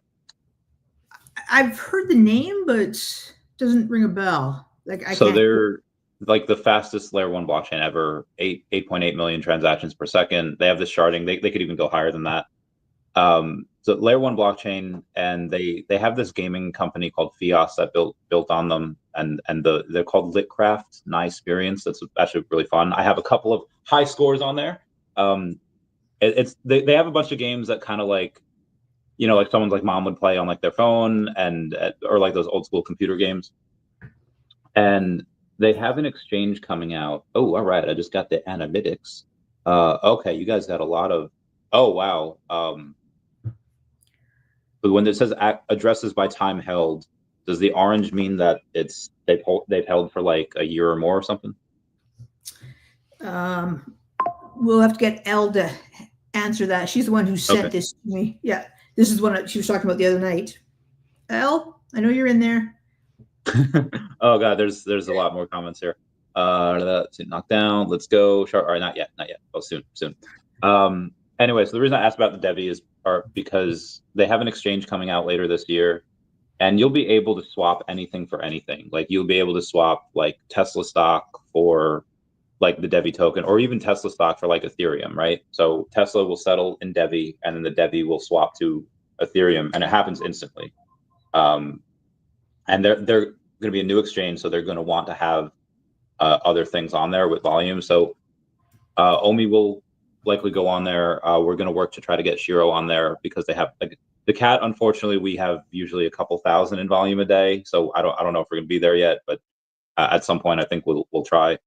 But if you guys, a couple 100,000 volume per day, if you can get that up a little bit by the end of the year, which I feel like in the coming bull market, you should, I don't want to say easily, but it should be well within the realm of possibility for you guys to get, 1 million or a couple million volume a day, then we could actually get you on that exchange because it's a ton of utility, pretty awesome community. We just need a little more buys there, which is another thing. All right, so taking a look at just the macro, crypto just got absolutely shit on for like the first 4.5 months of the year with the trade war and all that. But now it seems that a lot of these things are coming to an end. Secretary Bessent just said that a lot of trade deals could be finalized as soon as this week. India offered 0 tariffs in pharmaceuticals, steel, and auto parts from the US. So there's a lot of stuff that's happening. Seems that it's going to be the end of this trade war. And with that, you're going to have a lot of like $7 trillion in money market accounts sitting on the side. Once we get rate cuts, that'll rip into the market. As this bull market really takes hold, we have a blow off top and we get into alt season. Do you guys have estimates? And I know price predictions are, like a dime a dozen. But do you have any things like, hey, here's my bull case, here's my base case, here's my bear case on what would happen to Voltinu within a year? For this year? Well, within a year, because I feel like the alt season will probably run into Q1 of next year. So I would say, the blow off top for Bitcoin might be, like August, September, and then, alt season might kind of run into that. And depends on the narrative. You'll have AI, you'll have digital collectibles, you have memes, DeSci, all that. Yeah, I sort of feel much the same. We've always said sort of 50 billion, nothing less, honestly. And so, I think people often look and think, well, you're at 13 million now. But I think that once we get back to our all-time high, the 250 million, we put that burn on top of that. I honestly think that we are gonna surge, right? We've got, we were up to 138 ish exchanges. We went back down to 100. So I think we're sitting around 100, right? About 110 exchanges right now. And we've got some of the bigger ones in there. We've got KuCoin. I believe that Voltoshi has already signed up the rest of the tier 1 exchanges, right? But is strategically weighted, to sign them. I think that he put KuCoin out there because it's an incredible exchange, and also to say, like, we can hit the tier 1s kind of thing, right? But unlike most tokens that have run and that we have seen up there in the billions, people have burnt through major catalysts, right? And don't have utility to sustain them in the long run. I think that people have been watching Volt for a very long time. And we still have intense catalysts to come, both in the form of exchanges, and those major, tier 1s, those are all lined up and ready to go. And so those are catalysts for us. We have VoltiFlex coming, right? We know what VoltiFlex, what ShibaSwap did for SHIB back in the time, right? As far as their run, just with that, without other utilities. And so we have VoltiFlex. That's going to include an easy staking platform for everybody in the DeFi space. What we know about Voltoshi is that when he delivers something, it works the very first time, right? And is all inclusive for the entire space. He puts out things that are free, for people to use, and make an impact. Everything he has delivered so far, it is what he says it's going to be, but then there are always other things in it, right? So, he puts out a trading bot, right? And I mean, I was surprised, when I did research on Telegram trading bots, I would have thought that it was a no-brainer that you would put a token sniffer in there. I thought that was Telegram trading bot 101. It isn't. There's only about 4 trading bots out there that have a token sniffer, right? Well, so he put it in there, but he went farther than that. What he did after that was he upped the ante, and ours actually became far superior because he merged our partnership with CoinGecko into it, and he put he integrated the Gecko terminal into both VoltiChange and the SparkBot, which means that our platforms have real-time trading information into our platforms, right? So like everything he does, he just sort of makes it as good as possible, right? So I believe that when something like VoltiFlex comes out, it's going to have all of that, and more. He's always got something that you just didn't think about, just like the liquidate wallet function, right? The ability to send your token trades directly from SparkBot into your cold storage. I mean, talk about, safety functions, all of these kind of things. So when VoltiFlex comes out, I have no doubt that it's going to be, that much more, right? We've got VoltiSoft coming out. We're not even sure what that is, but that's supposed to be sort of like the, the grandfather or grandmother of what we've seen yet. We've got NFT Fi, right? I think that's where you get to put your dragons to work. Can you rent them out? If we've got, what do we got, about 960 holders of all of our dragons, right? That's not a lot of people getting the higher APY on VoltiFlex, right? For holding a dragon. That's not a lot of people getting all of these incredible rewards, right, in our ecosystem. Upping the ante anyways. And so, but if we could rent our dragons out, like he's got, he's building out all of these things, right? If every platform out there, if every NFT project could actually be able to do those kind of things. So, I mean, he's clearly showed that he's able to deliver, So I think we are heading up there. People have been watching us. I think, when we look at that supply shock sheet, that I sent you, Yes. We do the burns, we're already at the over 28% burn.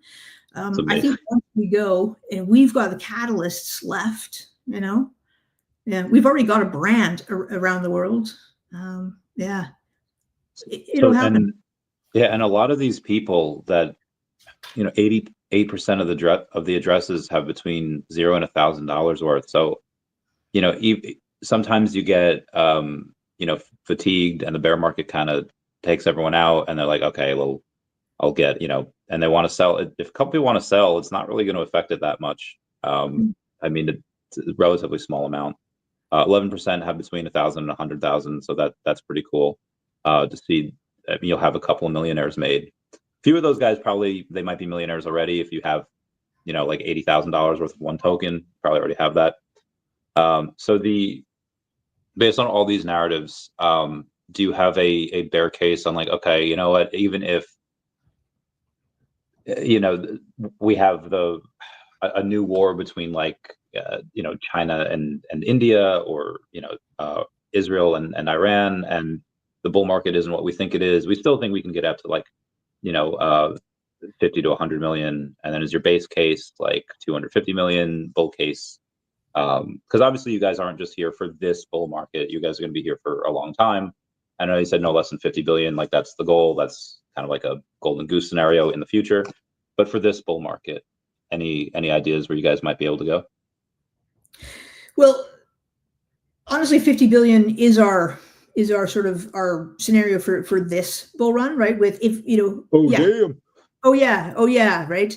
It is, right? So and that's the that's our 50 billion, nothing less target for this run, right? So if the world falls apart, kind of thing, right? Then yeah, we're gonna have whatever bit of a run, everybody gets, kind of thing, right? Yeah, we're gonna it's hit or miss kind of thing, right? We're gonna get all the leftovers that everybody gets, right? But if we run, no, we're gonna run, and we're gonna run hard, right? So and because not only all of the catalysts, right? But if you come into the Telegram and you talk to everybody, right? This isn't this what we've been building is the future of meme tokens, right? That I believe that Volt is the future of building a community token. That once we get past once DeFi gets past the pump and dump sort of process, people like to degen, right? And that's okay, right? But that there's a whole segment of that is just gambling, right? But I love gambling. Pardon me? I love gambling. I'm a bit of a degen, as you might be able to tell with my Four Loko stories and my Batman story. Yeah, but I think that what we've been doing in Volt is building sort of the new face of business, on the blockchain, right? Do you want to start a business, right, and pay 1, 2, 10 people, right, to painstakingly work for you, hate their job, and because eventually they will, just like everybody else, they're going to be looking for the out. They're going to be looking for the sort of that that passion project. Right now, you've got 80 to 100 of us working for free, right? Because we're passionate about what we're doing, right? But able to invest at that ground floor and learn and build and grow and have a community, right? I think this is the future of meme tokens. This is where we're going. Community, community building on the blockchain, right? Yeah, and so normally I don't mess with memes because a lot of them are just like, hey, we have the best memes, to the moon, but you guys have a lot of utility. And again, when you have people that say like our dev doesn't do anything unless there's a burning mechanism attached to it, like, and this has more utility than probably 99%. I'm granted most tokens are trash, but this is more utility than like even the other stuff that has utility. You guys have more than 99% of people that I've seen. So this is really sweet. And again, I really hope that I can, if he gives me the blessing to write the comic for you guys, because I have, again, a bunch of ideas. I would need to learn a little bit more about the NFTs and stuff like, and have, because again, if we're going to do like a religious aspect, we're like, okay, well, maybe Vault has this pack of wolves that he, let's say the first story is about, he's alone because he doesn't know where he comes from because he was raised by these bipedal creatures, and his job is just to protect the barn. And then he fights off some coyotes, right? He fights off some fudders, some haters, and that's representative of that. But then, something happens to his barn. It explodes for whatever reason, and then he goes into like this wolf pack, and he's like the alpha of this wolf pack. But then the Judas of it, like the original haters, made out of these NFTs or these dragons. There's a couple of haters, and they try to take them over. Then there's defects. But that's on one thing. I have so many ideas, and I really want to do this. So, and then the crossover with the cat as well, because we have a bunch of other. I love cats. I'm such a cat person. Oh, great. Do you have any kitties? I have two. Yeah. And you haven't shown them on stream yet. It's been live for 90 minutes, and I don't see any cats. Well, usually they barge in the room, right? Usually they're like, "What are you doing, Mom?" Oh, love that. I was a veterinary assistant for like 9 years back in the day. I love them. What was one stop that don't stop? Yeah, super. Oh, God, so there's a bit of super cycles right now. For those that don't know, are purely theoretical. It hasn't happened yet. However, it seems that because this bull run was very, very strange. You had Bitcoin for the first time ever. It pumped to an all-time high before the halving. And then people were worried about like, okay, I think they thought that if Kamala were to get in, she might be not good for crypto. So things were kind of suppressed for a while. Then Trump wins, and then it pumps up until the day he gets into office at 108,000, and then Bitcoin just goes because of the trade war. But now it seems that that's going to be over, and this super cycle might mean that every kitty. Oh my goodness, you got a SHIRO Nico kitty. Hi, baby. What's her name? Her name. This is Odie. Like from Garfield? Yes. He's got a little bit of that personality. What you doing, buddy? Oh, this is gonna be good for viewers. Viewers love cats. Where's Mr. Parker? Bring Mr. Parker. Bye, Katie. We love you. Yeah. He just looks at me and he sheds. I feel you. So super cycle, it's possible that you get let's say the next bear market might happen, in a year from now, whatever. But the super cycle, it could be extended longer where we just don't have a bear market, or super cycle could just mean that we have we'll still have the bear market in like Q2 next year, but everything is just all the positives is gonna be squeezed into the next like 9-10 months. I just want to know your thoughts on it. Well, I've really been wondering if we are, moving out of the 4-year cycle, just this much sooner, than had been expected otherwise. Oh, come here, buddy. You got a black kitty. Oh my God. What's this one's name? Mr. Parker. Oh yeah. Oh, there you go. You want to sit there? Look up. Look up. We want to see your eyes, kitty. Look up, buddy. Mr. Parker. What are you doing? He's like, nah, you ain't gonna see. You got this, Mr. Parker. What you doing? Let's get you up there. Mr. Okay. Parker's got sullen eyes. Like he's seen some stuff. Yes, he has. Yeah, there you go, buddy. Good baby. Oh my God. Okay, I'm so jealous. I'm so jelly. Yeah. I think this it might not be the full, but I think this may well be us moving early out of the 4-year cycle. It had to happen at some point, and this we may be being forced out of the 4-year cycle, right? Yeah. So, if that's the case, I think it just bodes that much better for all of us. And so, well, this feels like that union strike that just will not end. The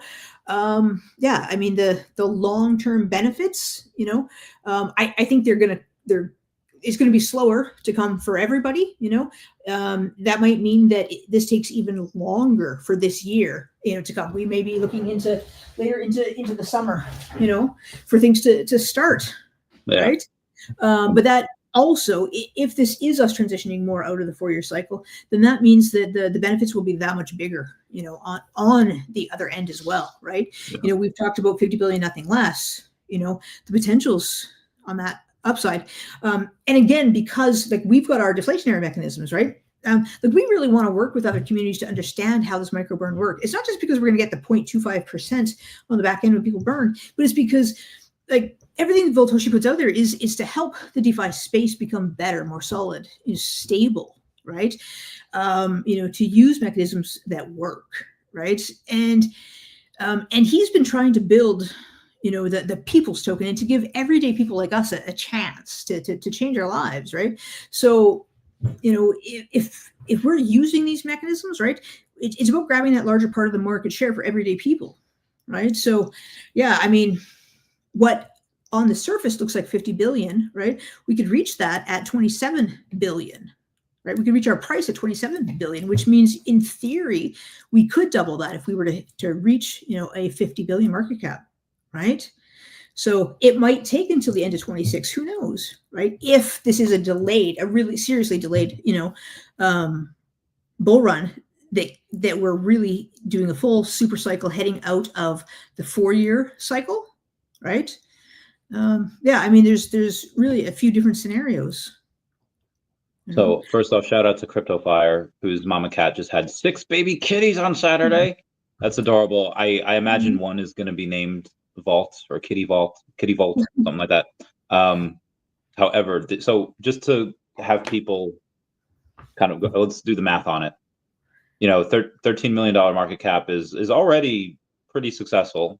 In order to go in and get 100x is 1.3 billion.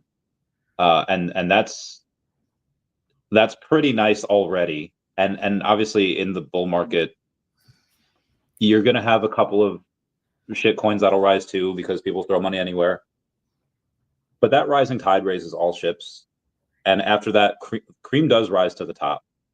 So eventually after people kind of filter out all the shit, they'll go in and they'll be like, okay, hey, here's this one that, and a lot of times, the sizzle sells more than you sell the sizzle, not the steak. And you go in here, let me try to find one of those comments. I don't even know if I can. There's so many comments here where people are saying, hey, we already have a, partnership with all these top exchanges. We already have like a DAO. We have we interview by NASDAQ. Everything our dev does creates a burning mechanism. And so there's already a ton of accomplishments here. So the pillars are already built on this house. But the next thing, and especially going on VeVe, like being shoulder to shoulder with Marvel and Disney and, Aston Martin and Universal and MGM, like all of these things are probably going to be one of the reasons why other people invest as well. So again, 1,000x is 13 billion. And, let's say an extra 4x on top of that. So that's a 4,000x from here if we get to the 50 billion. I'm going to put that as like golden goose scenario. Everything that has to happen, that could happen, will happen. Stuff going insane. By the way, do you? I'll ask this question off camera because but even if you fall short, and even if you only get to 1.3 billion, that's still 100x from here. So even if somebody have a little extra cheddar, like I'll throw $1,000 at it. You get $100,000 even if we go to a fraction of what you want to go to. So that's just I've seen it before where some people, and it happens in daCAT, sometimes you have projects that go to an obscene market cap that it shouldn't get to because everybody believes. It's like, you ever watch Family Guy? Nah. Nah. There's one. Well, I mean, I've watched it once or twice. Yeah, Quagmire is kind of like the pervert. He says, he talks about the fourth hole, and he's like, "Yeah, Peter, the fourth hole. It's kind of behind the knee, but it's kind of like Hogwarts, 9 3/4. You just have to like kind of believe that it's there, and if people believe super strongly that they get to a certain market cap, like let's say if something maybe should go to like 20 million, whatever, but people believe that it can go to 1 billion." Even if it doesn't go to 1 billion, so many people believe they don't sell at 20 million. They don't sell at 100. It goes to like $900 million, where it has no right to do that. And I'm not saying that this has no right to get to 50 billion. Again, that's like a 3,900x from here.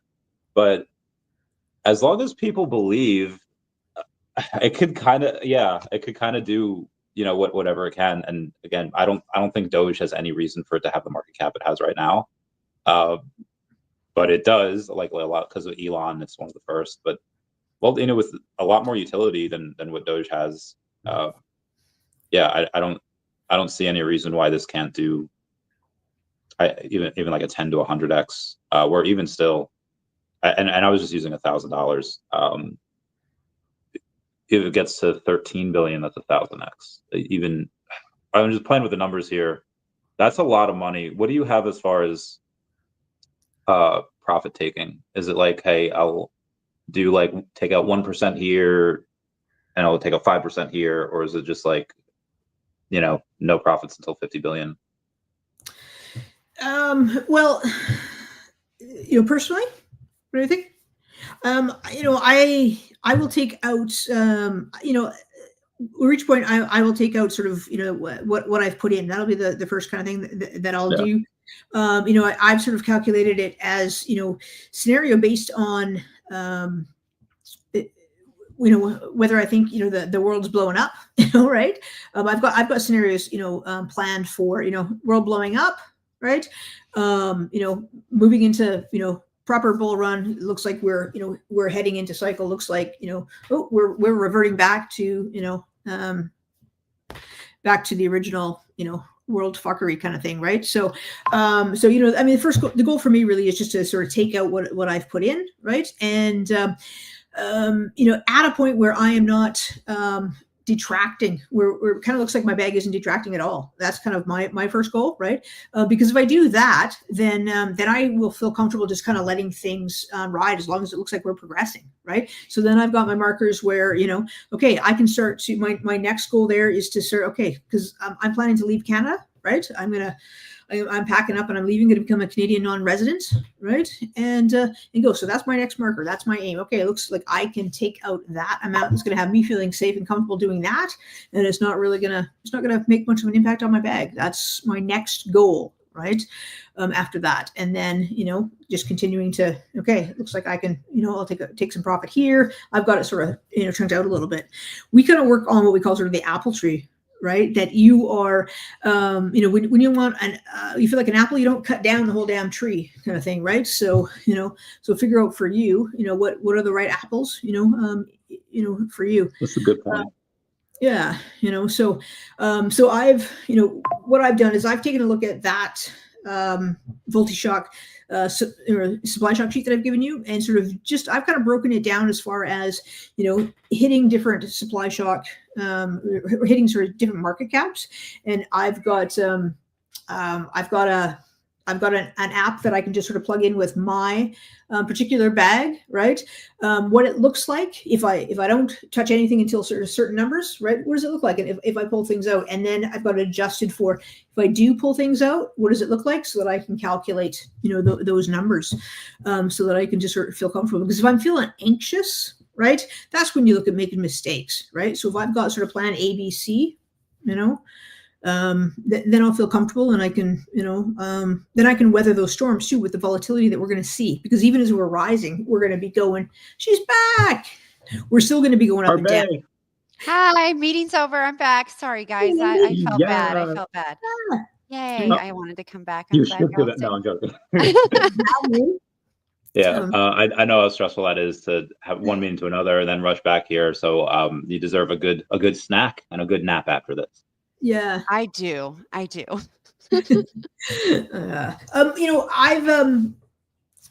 never been in a position where I've been fully set up for a good run, through a full bull run, whatever happens. I came into the cycle last year, 2020 was when I first started, in crypto. So, it was a big learning curve then, right? Where I have a much better sense of, of everything now, right? So, where I was making some money last time, I was, but I didn't understand the whole thing, So, I mean, I'm not a master, but what I understand now is really different than what I did then, So I can sort of, go over a whole bunch of different scenarios and to prep myself. We do the Vault Army is all about education, and in the Telegram, we've got people that have been through a lot and that do a lot of education on on Monday nights, Sin and I do a space, it's called the Vote Wealth Transfer. It's for anybody, right? But the idea is that if you, if you're not preparing for the bull run and for your life afterwards, right, then you're going to be in trouble, right? So the idea is, what do you need to do to prepare to get through this cycle, and what are you going to do sort of afterwards to be successful, right? And we go through a whole bunch of different sort of concepts and ideas to help prepare for sort of both, and we just sort of walk people through ideas and how to prepare based on who you are. Have you, so in every community, obviously there's tons of crazy smart people. There's tons of people that like, hey, this is really cool. And that's like the glue that keeps the people together, people that are awesome. And you don't have to drop names, but tell us some of the weirdos. Tell us about like the very strange people that are just like, you know what? I'm glad this person's here, but but this person has a crazy story. Well, they're probably watching, right? But I mean, we've had people that have come and gone. We've got people who still come and go, right? We've got, what I've always said is that, we need the different personalities, because the way that I speak, the way that I am, is not going to resonate with everybody. Right. And so you need, all those different voices, you need all those different sort of kind of crazy ways, maybe not the super crazy, but you need, those different flavors, because, you need somebody that's going to be able to sort of get through to somebody else. Right. So, yeah, I'll just kind of leave it at that. Oh, sorry, Randy. Oh, go. No, I love that comment, because, it's so true. Like, if you just have one person, right, that is like, in the community, I love finding other people if they want to speak, because I try to I feel like since I've been in crypto, I'm a little better at like reading the room. Like, so I can go into one space and my demeanor is going to be a little bit different than, say, I know when I go into Volt, it's very organic, and like I can be like more transparent almost. I'm not like sweating and rushing to like say everything I have to say. But on the mega space last week, like, I got done and I was actually in between carpooling, and my daughter was in the car, and she's like, "Mom, that's the fastest I've ever heard you speak. Are you okay?" And I was like, I had so much to say, and I wanted to be able to leave here to get your brothers. I was like, yeah, I'm fine. But I was like, did you breathe? Everyone in the chat was like, hey, all dolled up. Did you take a breath? And I'm like, I don't think so. I didn't need one. I just like, boom, boom, boom. I'm like, maybe I need to get some bullet points. But that's what happens when you have a project with such a large ecosystem as well. It's like there's so much to talk about. Like all the time with Volt Inu, I just love it because they have built so much amazing utility. The community is amazing. They show up. It's just awesome. It's like something you strive for, right, in your project. So that being said, reading the room, but maybe sometimes the way that I talk, like it's not going to resonate with everyone. Would love to have other people that come in and can use, like when Hero comes in and talks versus me, it's just usually different, but he's analytical and he's a math brain and he can talk numbers. And I'm like, I don't know about that part. But anyway, it's just so true. It's so true. And we need all of them. We need all the different fruits in the communities. Yeah, I feel like those of us that go on space or whatever, we wear a lot of different hats, and we're one type of person in one space. I feel like I have like multiple personality disorder. But through that, you get a lot of interesting people. So in like, let's say for the VeVe Omi community, for example, there's a top nuclear physicist in there, and like nobody knows who it is. And this person is crazy smart. There's a bunch of people not on that level, but they're doctors or lawyers, etc. They're all on this stuff. And I get some of those people on the channel, like in the comments, and they'll ask like these deep, thought-provoking questions about, hey, how do you feel about X, Y, and Z? And I have to take like 20 minutes to go into it. And then in that same, I think the next comment will be like, what do you think about flat Earth? and I go into that. So I feel like I attract a lot of people.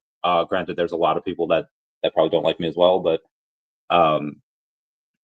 because a lot of it is people saying like, hey, you're peddling like X coin or whatever coin, and you're talking about anyone that comes in from traditional finance and they're like happy with their like 9 to 11% per year, and they say like, you think this coin go like 30x? That's like impossible, just because like they've never seen it before, and they just don't know what it's like.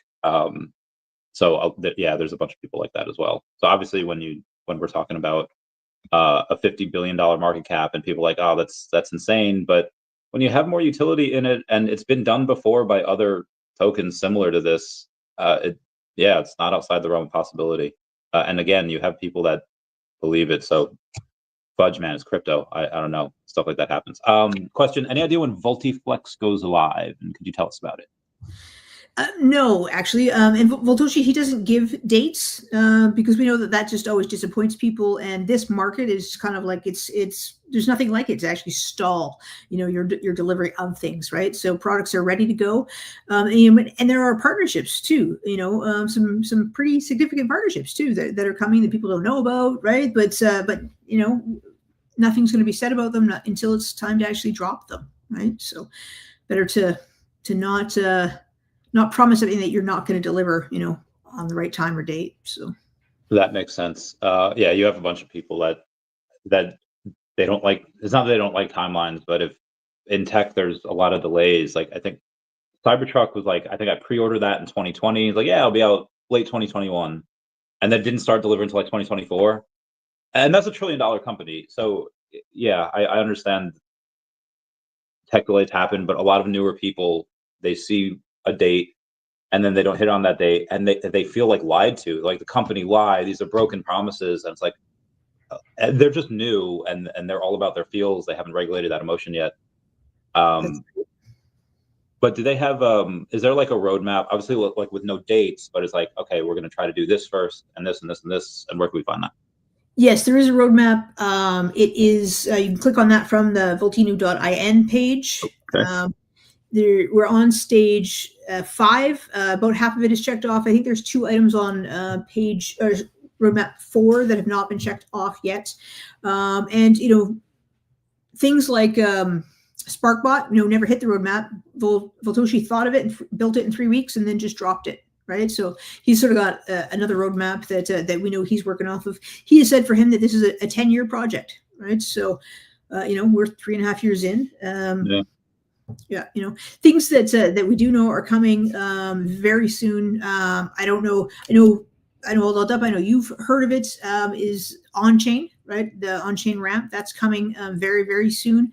That will allow, basically, I mean, it's built for normies really, to allow you to just sort of on-ramp right from, your own Visa, debit, swipe, whatever. It's like 70 different ways to on-ramp. It'll start, very easily with, like a Visa or debit card kind of thing. But you can on-ramp immediately by just, clicking on it the very first time. You'll use an email address to set up a wallet right online there, just kind of like you would with a bank. It's that kind of security.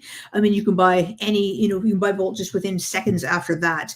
And then it will be like 70 or more different ways that you can purchase. So that's coming out very, very soon. And then after that, it'll be any to any token. So let's say I want to use some Volt token to buy Sharby, right? I'll be able to do that with their platform. That's coming out, after the initial on-ramp. So there's lots of different sort of catalysts like that are coming out as well. It's going to make the whole space easier. It's going to onboard, more retail investors. There's things like that as well. It's going to help us, grow the space. Lots of really cool things coming. So there's we're on stage 5, but stage 4 still has a couple of things like the automated reward system and then the Launchpad incubator. Now, obviously, there's already stuff on stage 5 that's completed, like the new website, Polygon Bridge, the first BDSC reward, SparkBot launch. So there's a bunch of stuff in stage 5 that's already happened. Is there on the stage 4, does he kind of want those things to happen, the automated reward system and the Launchpad incubator, before the rest of this stuff happens? Or is it just whenever it's ready, it's ready? I believe it's all a matter of timing, what's best for the space. Yeah. Okay. Yeah. And which one of these that we don't have yet are you most excited for? Is it the $1 million burn? Is it the library, Voltiflex, bridge on VoltiChange? Which one that we don't have yet are you be like, hey, this one's my favorite? I am I'm most excited for, well, I guess, of course, I'm excited for that $1 million burn at all-time high, because that means we're running, right? As you know, as does those top three exchanges, just because that means that we are flowing, because he's not going to drop those until the cycle is here. So that means the cycle is here. But beyond that, I have no idea what the voltage change gamification is, right? But I'm just going to guess that if he's dropping something called voltage change gamification, I'll bet you that by then, whatever that is, that means that he's probably put other chains onto voltage change. So I'll be super excited for that. I'm really excited about voltage change and a larger adoption of it, right? Because it is just the simplest way for projects, to burn in a way that they can't be sabotaged, right? And projects do things all the time. They just sabotage them in themselves in the way that they burn. Right.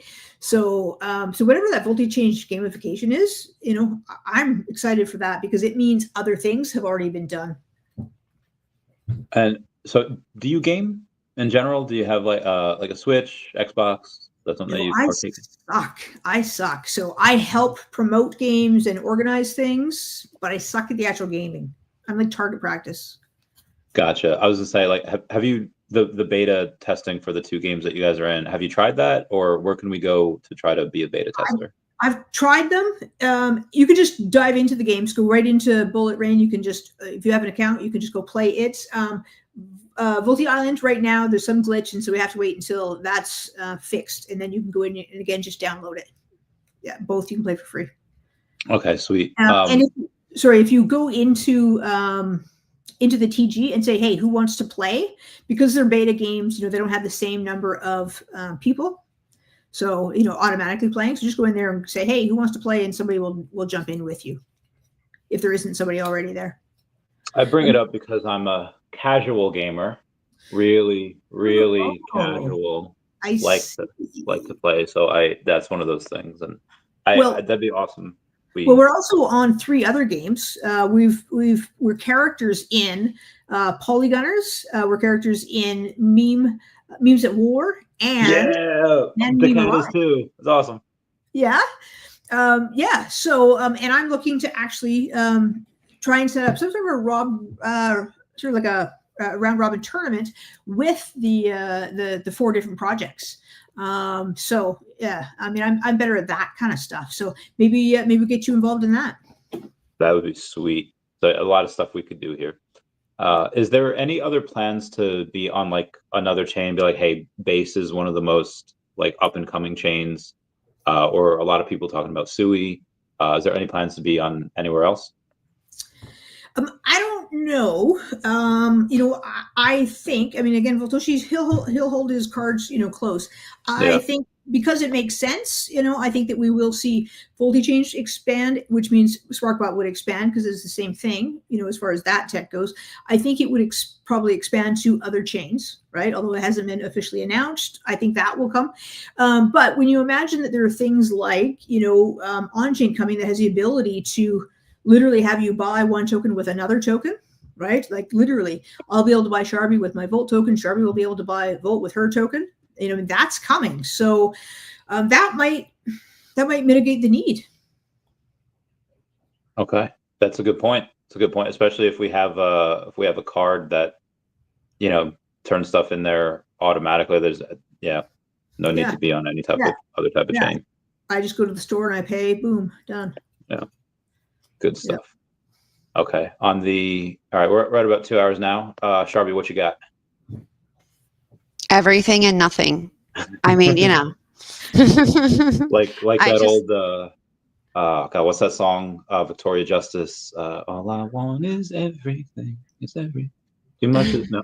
Okay, never mind. Forget that you don't watch good TV. I know. Hero's so funny. He just came out and he was just like, started talking to me. He's like, oh, I thought you were just watching it all back. And I was like, no, we're still on. I went back after the meeting. He's like, I just thought you were watching it back. But this is great. And this is why I love The Last Seat, because Randy, we like having Jen come on with us and talk about Volt. It's just like, you know, they've built out this incredible ecosystem, an incredible community. And like, we need this time sometimes. I mean, anyone that maybe is doing research, like finding this on your YouTube or on our X or on their X, like these are moments that we need, because you need that time to talk about everything that they've built. And they've just been grinding and working nonstop. And it's just so exciting, right? Thank you, Jen, for joining and sharing all of the amazing things. It's great. So obviously that, sorry, go ahead. I just said thank you both for having me. It's been really fun. Yeah. Of course. You have a massive accomplishment. I don't think anyone else has had a Telegram voice chat open for that many years, or like even like weeks. I've done multiple like marathon live streams. I did one the other day. It was like 8 hours. 12, 24, 33, 69 was my longest. Do you guys have that as far as live streams or spaces? Like, yeah, we had space open for like 5 days once. We've done 3 24-hour spaces. Yeah. And then we have reduced it a little bit lately, with a couple of speakers sort of pulling back. But we have, you know, for the past couple of years, we have had spaces, you know, I'm going to say we've had spaces about 3 times a day, you know, probably 5 days a week, and, you know, 2 times a day, you know, the other 2, you know, days a week. It's been pretty crazy. Yeah, it's been nonstop. And then, you know, a couple of YouTubes, but the YouTubes have kind of faded out. Yeah. Yeah. I'll say we'll see if we can bring it back. I have been thinking about doing I don't have a YouTube channel. I have been thinking about maybe doing a YouTube once a week, kind of a women in Web3 space, but, you know, honorary men, feel free. You know, I'd love for everybody else to join, but just sort of to try and get, you know, a few more women out in the space and comfortable, and maybe just do just kind of like a chill in the space. So online, maybe we could do an activity or something, but where we're just kind of talking in the space, you know, talk some crypto, talk about life, just, you know, but more casual kind of thing, right? And women from different projects as well, you know, joining and just, you know, kind of making I think me and All Dolled Up do really good with that, because the last 3 guests we've had have been women. It's you this week, Fran the cat lady last week, Kimber the week before. Pixie came, yeah. Pixie came, yeah. Kimber did come. Yeah. Mm-hmm. But yeah, and actually, was that by happenstance? I don't think it was planned, but that's pretty cool. Yeah. So I feel like we and even so it's hard to do that, because you have just like a male dominated industry with crypto, as it's pretty high risk. It's really not safe, and a lot of women are probably smarter not to do that, because a lot of people have lost their shirt. But in this space, I've done that on VeVe and Omi, and we had the Crypto Queen as well. It might be 4 weeks in a row, because we had, what's her name? You did with Queen. I think it was in the evening though, because it wasn't the last seat. But you did your one-on-one with Crypto Queen. Yeah. Gotcha. Okay. That was great. I watched that one back, but yeah, that was. Oh yeah. Okay. You're right. Yeah. So see, I do it always. I've had like 200 plus podcasts with people, so it's, you know. But I do have a couple of things that I did want to talk about you off stream, if you have a little bit of time. Yep, a little bit of time before I check my kid out. Yep. Okay, cool beans. Everyone, to the 600 people that are here, thank you all for joining. This has been great. Had to get a photo. Everyone say bye-bye to Dashi. Bye-bye, Dashi. We love you all. Until next time, we'll catch you all later. Thank you.